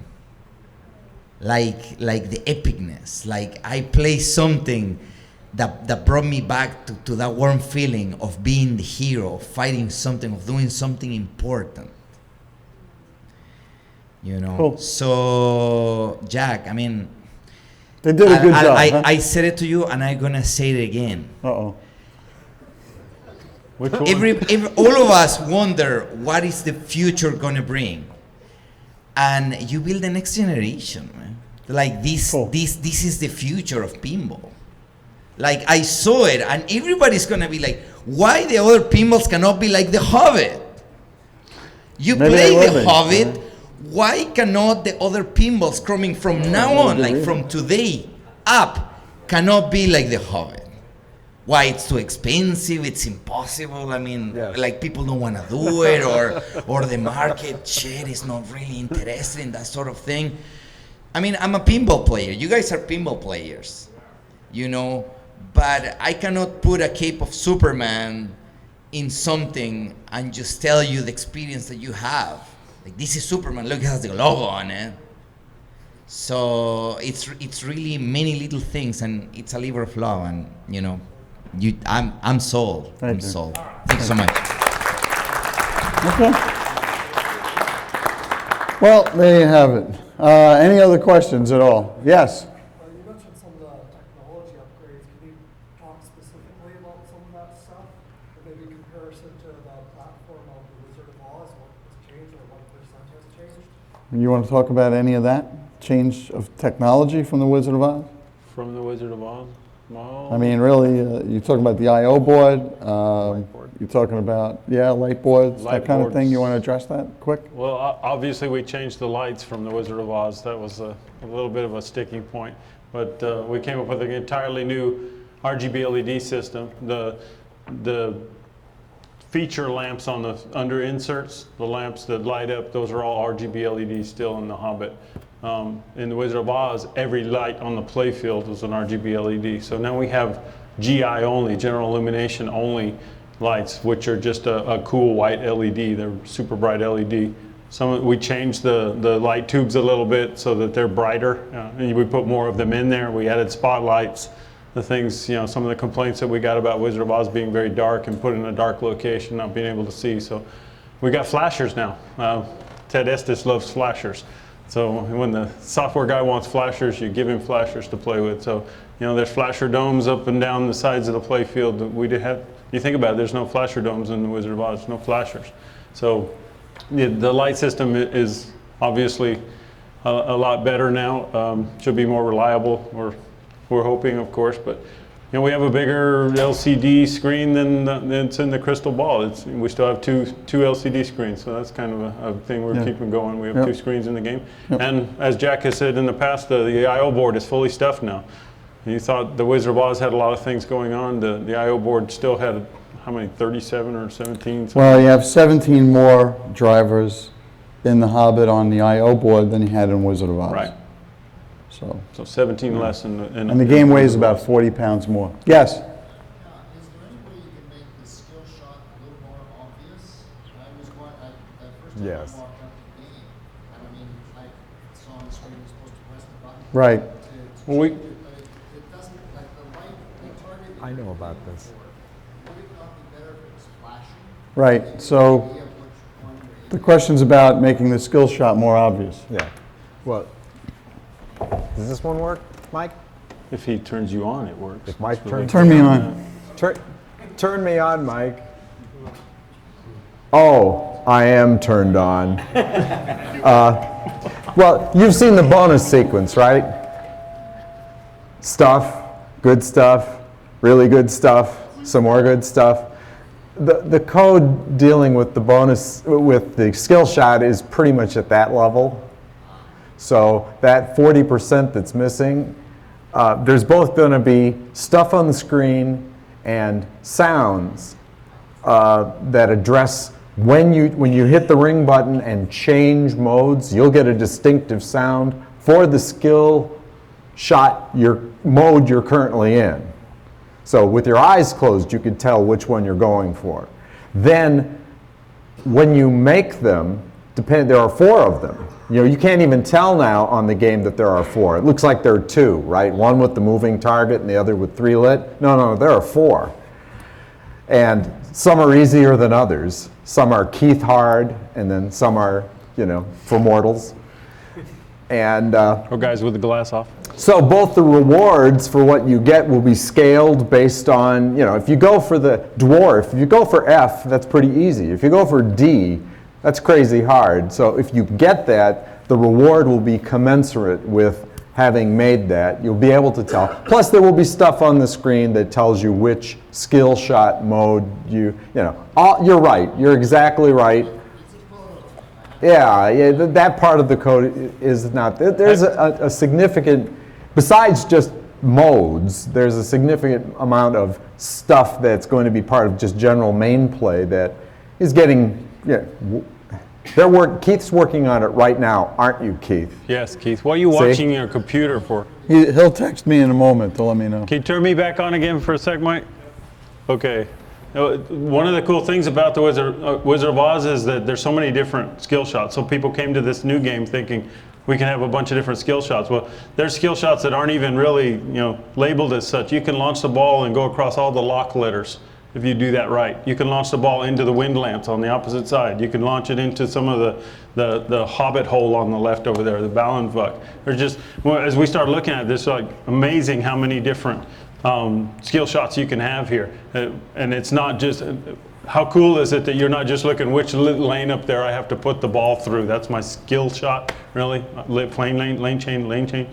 A lot of really neat things to try and bring that back from the old days where you actually had to do something with the plunger and do it differently. That's why the shooter gauge is there. So you pull it back a different amount, try to do something different with the ball when you launch it.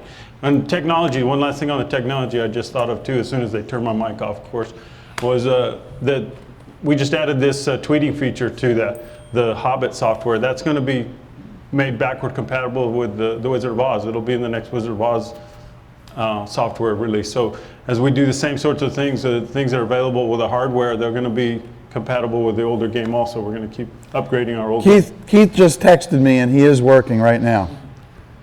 Also, we have a question from our online audience and a comment. We have a Lorenzo at Pinnovator says, David, you are the man. And a question for Jack. When is he getting his Hobbit, right? Yeah. Are there any surprises left, not code-based, that are still to be released? Sure, of course. Of course. Next question. Yes. Lorenzo, you brown nose. Is that Lorenzo? Yeah. All right. Text me, Lorenzo, and I'll text you back what it is. As soon as I make it up. The funnest part I had yesterday. No, Johnny, don't go there, please. That's not a question. The funnest part I had yesterday, I never got to play the Hobbit, even at Texas, the line was so long. All right. I played Jack. Jack challenged me. I challenged Jack. That's right. You did challenge me. And if you don't know the rule set, The pinball gods were smiling on you, and you got 250. What did you get? What was your score? Much more than 250 you. million or something like that. Much more than you. And I had 38. Rule set, ask Butch. I don't know what I had. I had a bad first ball, and I made believe I was talking to somebody else and walked away in embarrassment. I didn't want to play. Yeah, I get that. Everybody loves to beat me on the game. It's okay. I actually do play, so If you want to play me, I'll go up there and play. I'll kick you. No. It's always nice to let the customers win. You know, don't beat the customers. Isn't that great about pinball, though? You know, one time. Yeah, you know, on one top time and he got one good windshield, ball, you're he the probably bug. never score again on that game. Yeah. But I'm glad you're happy. That makes me happy. So that's cool. Yes, sir. Two things. One's a comment and one's a question. The comment is thank you for making amazing games that bringing excitement and innovation back into pinball and really helping raise the bar of pinball. So thank you to all you guys. And the question was around sort of networking and trying to integrate the internet. Do you want a microphone? I don't know. Am I hard to hear right now, or sorry? I don't know. Can anybody hear him? Walter? Virtual people. Yeah, the virtual people, I don't think hear you. No, they're Hello? real people. They're just attached If versions. you just could repeat the question, that would work too. I could repeat the question. I don't remember what he went for. Okay, I'll do that. Fine. It's about Networking. About networking. Oh, yeah. Okay. Is there a way of incorporating the web into so they could do like online tournaments and scorekeeping and stuff? Okay, so the question, first of all, thank you on behalf of everybody in the company for you thanking us doing what we do. We have to thank you, as I said before, because otherwise we don't have a company without you, right? So thank you. Thank you for thanking What are you us. doing right now? I'm thanking Are you you for signing thanking like me. the guy behind Obama that Yeah. didn't know how to sign? Is No, that what you're I'm doing? thanking you for thanking me, Right, for okay, him cool. thanking us, and All right, us you're thanking getting a each little other. punchy. But. Right, got it. So the other question was about online connectivity and what we do with the game and everything like that. We've talked about that a little bit in the past, and I don't know what the real viability of me playing against Johnny Norman at his house would be. I'd have to make sure that he does not cheating and have his glass off while he's trying to play me. So some of that stuff we could actually do right now. For this show, we just made it the first pinball machine that you could ever actually tweet a live score that you just got from a location where it is. And part of that is to have some social awareness that there's actually a pinball machine at a certain location, and you're making people aware of that. Since we have the hardware capabilities to do a lot of different things online, I would expect to see more of those things happen in the near term and the longer term future. There is some plan to roll some of that stuff out. We have some of that pending in patent right now that's been filed and pending, kicking around for a few years. You kind of have to figure out what brings value and fun to the game. You can't just throw a whole bunch of stuff against the wall and hope it sticks. So we are doing some testing on some of that stuff to see how it works. And once we actually gauge some value of it, probably will get integrated into the games that we do. But it's kind of cool that we have the system that enables us to do that right now. So, yeah, yes. What enhancements are you making for operators for both street locations and FECs? What enhancements are we making for street operators and FECs? So one of my things that I've been talking about for the last 4 years before I even had a game was taking this game and making it enabled to be a true pinball redemption game. Not putting a ticket dispenser on it and saying, okay, it gives tickets. So I pulled Keith when I realized that The Hobbit is not going to be built in December. Around October, I pulled Keith off The Hobbit. He was kicking and screaming, literally. And I pulled him off of that, and I got him into writing code for Pindemption, our trademark word for pinball redemption, okay? So in FECs, really, unfortunately, the only thing making money are games that give tickets, or something that, you know, picks up a prize like that and drops it and you never win it from a crane that, you know, doesn't work. So I felt that if we collapsed the rules and had easily achievable objectives, we could have a game that would make money and actually teach younger people, in an FEC especially, how to play pinball. And we have 2 of them at an amusement center in New Jersey since January. So it has 6 months worth of testing. So it's not as if we built the game, put some software in it, and a week later we proclaim it works and we're going to roll that out. So the game went, Wizard of Oz there was doing maybe between $150 to $200, $250 a week as a pinball machine. It went from doing that, so it's a pair of them together. I should have put a picture up. Has a nice topper that says win tickets. It's been on the website, it's been on Facebook. It averages now between $250 to $650 a week, $650 a week each game, okay? And what we did was we enabled the game to be time play, not ball play. So that location is swipe card. So it has an embed card reader. So a kid comes up, swipes the card. We found out nobody knows how to start the game. So the game starts itself. Nobody knows how to shoot the ball. We all know this. So if you don't shoot the ball in a few seconds, the game shoots the ball. And then you see easily achievable objectives. You see that big, beautiful HD LCD monitor has all of these screens that JP made of tickets and what you did and reward, and you can melt the witch and you could spin the house and you can do a lot of really cool things in there. And you can see the tickets you're getting. So pinball is a game of skill. It's not really a game of chance. So it's the first pinball machine in New Jersey. New Jersey has all kinds of crazy laws about what equipment is legal and not. It's the first time in New Jersey a pinball machine is legal for redemption use. The software met their criteria for that.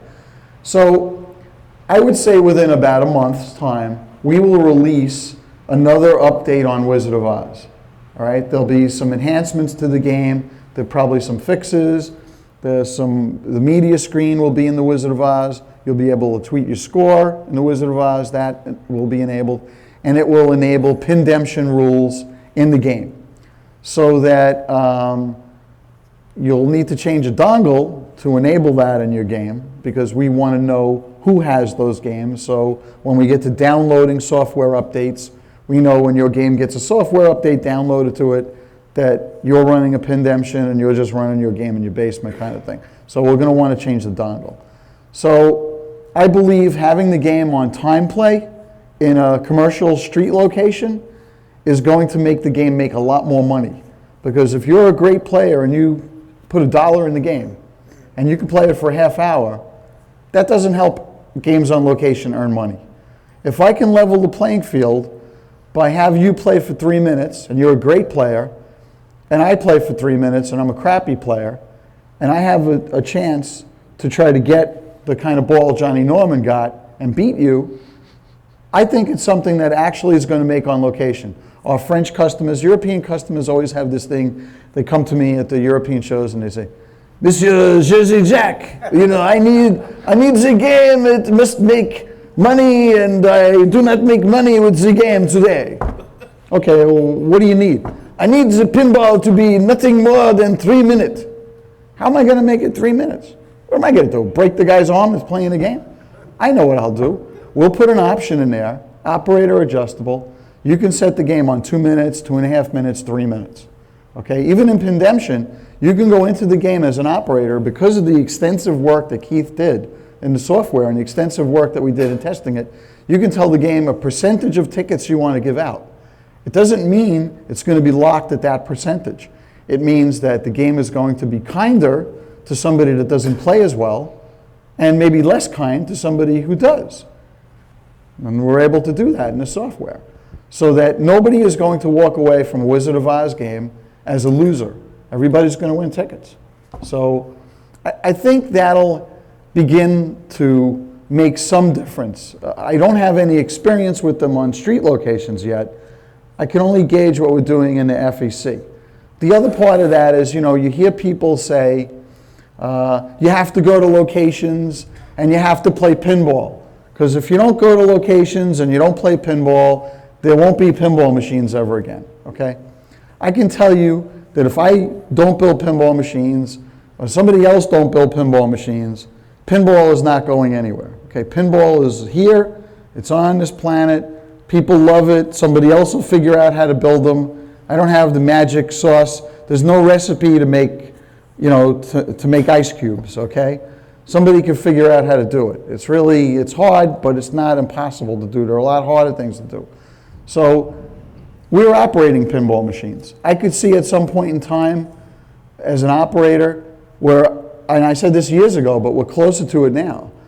I could see a time where if you have a location and you want a pinball machine and you can't buy a pinball machine, we're going to figure out a way to do a revenue share on your location with that game. We're going to be able to get you a game and do a finance deal or a lease deal or some kind of arrangement where you have one of our pinball machines in your location. Because, you know, again, I hate to keep saying that. First and foremost, in my mind, I wanted this game to be a game that went to commercial locations to make money for people to play. The home side of what I do, the thing that was pinballsales.com, I love all those people and all those customers, and they built the company, but I believe that really pinball machines have a place commercially, and you have to go out and teach the operator again how to operate a pinball machine again. So we have a lot of work to do. We really do, but we're gonna do it. We're gonna do the work. Anyone else? Jack, question Yes. from an online audience. Is it from my wife telling me it's enough already and she's dying, she can't take it anymore? Oh, good night, love you, Joanne. She's gone. 4 minutes ago. I lost her. Can any home user run Pindemption on their HUO WAS if they wanted to show their kids? Yes. So why would I dictate that you can't or can? You will have to buy the dongle. And why? Because I can't give it away. We're going to come up with a price. You know, I don't want to get into all of it now because it's complicated, but why not? So there'll be one version of the software that would be for home where you only want to do time play. Maybe you want to put a ticket dispenser on your game at home. I don't know, years ago I sold skee ball games to people and they put ticket dispenser on. Who am I to tell you you can't put a ticket dispenser on? So we've been playing with a triple ticket dispenser. It's 3 ticket dispensers. You know, it's not one where one ticket comes out because we want this thing to give out a lot of tickets. So we have a ticket dispenser that has 3 different, I guess they're lanes, I guess, feeds. Right? Yeah, feeds, that's a better word. And the box will mount under the game. So Butch is going to create, for the people that want to convert their game, let's say, they have to bolt the box underneath, they have to drill a hole, they have to plug in some wires, they have to change a dongle. It's a little bit to do on an existing game. A lot of my friends that have Wizard of Oz, let's say down the Jersey Shore, you know, they saw the games that are at I Play America, and they love them. When can I get them? When can I get them? Okay, you could get them when I'm ready to give them to you. And they're like, okay, so how do we convert our pinball machine to be that? And I tell them, and they're like, oh, but then I'm going to lose all my pinball players.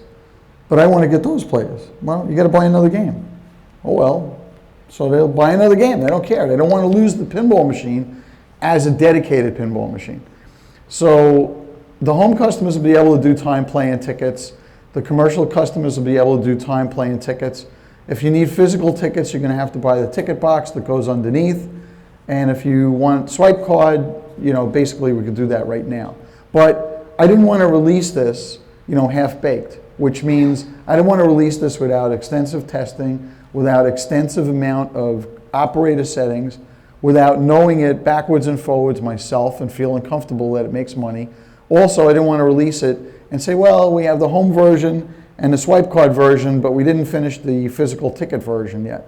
So again, it's a couple weeks, 2-3 weeks, you know, maybe that's 3 months in my world, I don't know, but you know, hopefully it's only a couple weeks more and we'll be able to release that. So yeah, the home customers will be able to participate in it.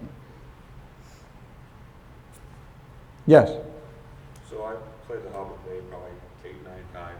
I really enjoyed it, even though it didn't enjoy me. And I'm wondering, I know this is the prototype machine that's been kind of touring the country and whatnot. I'm wondering what differences, other than software obviously, what differences there are between the prototype machine that we're playing upstairs and the machines that will ship in hopefully very soon. Working up. Yeah, what difference really on this game to production? This is probably one of the last games we built recently. Am I on here? Yeah, you're on. I think so. Anyway, one of the things I've seen through the email traffic and all in the company and through the engineering group in Chicago, Little things like they're changing some of the color, brightening up those pillars that are all around smog, making them a brighter green. You know, that our sculpt guy's working on that. Some of the clearances and when he puts his first, I don't know if this is the kind of answer you're looking for, but sculptures, he puts them into the game, brings them out. We mount them, we change the type of screw that goes in them, things like that. But that changes the bill of material and it has the ripple effect thing again. Smaug mech is still being changed just a little bit to make it work a little smoother and improve clearances and tolerances and things like that. So there's a lot of that fine tweaking going on while we're waiting on other things, and that those pieces of Smaug aren't being made yet. There's other work going on that's improving the game. Ball traps, things like that we've seen. All of a sudden you get a urgent from Rob Hurtado out in Chicago. We got a ball trap here and this is what we see, the attached image of what we propose to fix it, and the next day you'll say, oh well, we changed that a little bit and made it somewhere else. So, you know, there's always many ways to skin a cat. So you find a ball trap, you can change a plastic, you can change the way the metal is that goes around it, you can put a post up through there, you can add a clear plastic on top of it. So we're just trying to do the best things we can to make it as trouble-free as possible. And like wise guy Thiel over here says, no, and we need a working up kicker because his up kicker isn't working too great either. But there's something there that we need to look at because we're having a multiple kick sometimes, and I can't explain. I've checked everything I can with the patience of people around me watching me work on the game. You know, I don't. What do I say? It's pinball, right? Yeah, it's if it ain't broke, it ain't. We'll figure it out. But yeah, things like that are going on still. Yes. Have you sold any of the Wizard of Oz to South America? Some. I don't know how many, and I don't know where. Sometimes these games go places and we don't hear anything about them, which is kind of sad in a way. They work, they make money. We might hear from an operator in some far-off country somewhere, or not. It's kind of strange. Jen went to I guess it was one of her girlfriends was getting married in Nashville, and they were all in Nashville. And they were walking down the street and they went into a business that was like a concert hall, a venue where they have entertainers, and there was a Wizard of Oz game there. And she sent me a picture of it. And it was in, you know, it was used for the performers that play. It was in the green room, and then they take it out of the green room when they don't have bands there and everything. So she just stumbled into that kind of thing. So there's more and more of them around, and I wish I kind of, you know, I wish like I had a button we could push and like a GPS thing came up and you saw them all over the place. Maybe, huh? Oh yeah, my in and out app. I wish I had like an app for that, you know, where you could just say, okay, where are all those games? But there is a good locator. Pinside has a locator, so for all kinds of games, which I think is pretty cool. So yeah. Because I would love to take, there is a particular event in Chile that I would love to take one machine. Well, Butch is available. He could probably go with you to Chile. I introduce you all my friends, man. There you go. And then I'll be the guy talking funny. It'll be you can laugh with me. Yeah, there you go. He'd go. He doesn't care. He just works for. He only works part-time. Lots of spare time. Yeah, he would go. Just feed him. He eats a lot of meat. He doesn't eat vegetables, and he drinks a lot of soda. Yeah. The Hobbit, it was huge over there. Yeah. Well, the Hobbit is a big game, especially in Europe. The Hobbit will have more sales in Europe probably than Wizard of Oz. You know, in France we sold a lot of Wizard of Oz games, but most of the French people never saw the movie. So, you know, they learned the Wizard of Oz through the movie. I mean, even people that might not like the theme, we all like pinball machines. There's so many pinball machines upstairs that have no theme that are great. So who cares? It's a great pinball machine. You like it? Yes. Have you done an Italian tour? Italian? Since you're Italian. Yes. Yes. My wife wants me to go back to Positano. She's, you know, probably right now. There's, you know, in Italy, there's not many collectors of pinball machines. Right, and the operators there, you know, they had a great pinball company years ago there, but it's not really that big anymore. And you know, in Europe, unfortunately, the euro is down. Some of the economies are down. So, you know, probably right now in Germany, if you bought a new pinball machine, you could probably buy a French car for about the same price.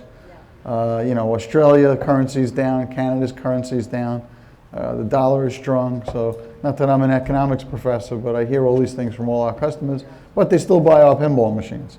So if they want it, they'll find the money to buy it somehow.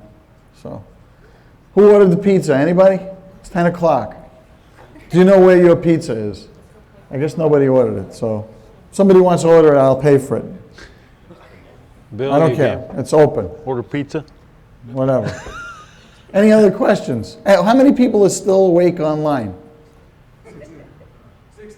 60 now. It actually went up. It went up. Doesn't mean they're awake. They're waiting on their pizza too. Any questions from online, guys? Lorenzo doesn't have any more. A lot of them are chatting with Keith. A lot of them are chatting with Keith. Damn it. Well, Keith pretty much, the guy's up all night. He's up all day, he's up all night. There's a guy that doesn't sleep. That guy is like New York, the programmer that doesn't sleep. He's just amazing. Sometimes I'll turn over at 3 in the morning and I'll email Keith, and 2 minutes later I'll get an email back from him. So he'll wonder what the hell I'm doing up. Well, he used to. He doesn't ask anymore. He knows why I'm up. But Martin, you okay? All right, cool. All right, everybody. I think that's it. If we have no more questions, I want to thank everybody for hosting us, Mike, and everybody here. Thank you again. 60 people online. More people Yeah, go it online. went up. I was surprised.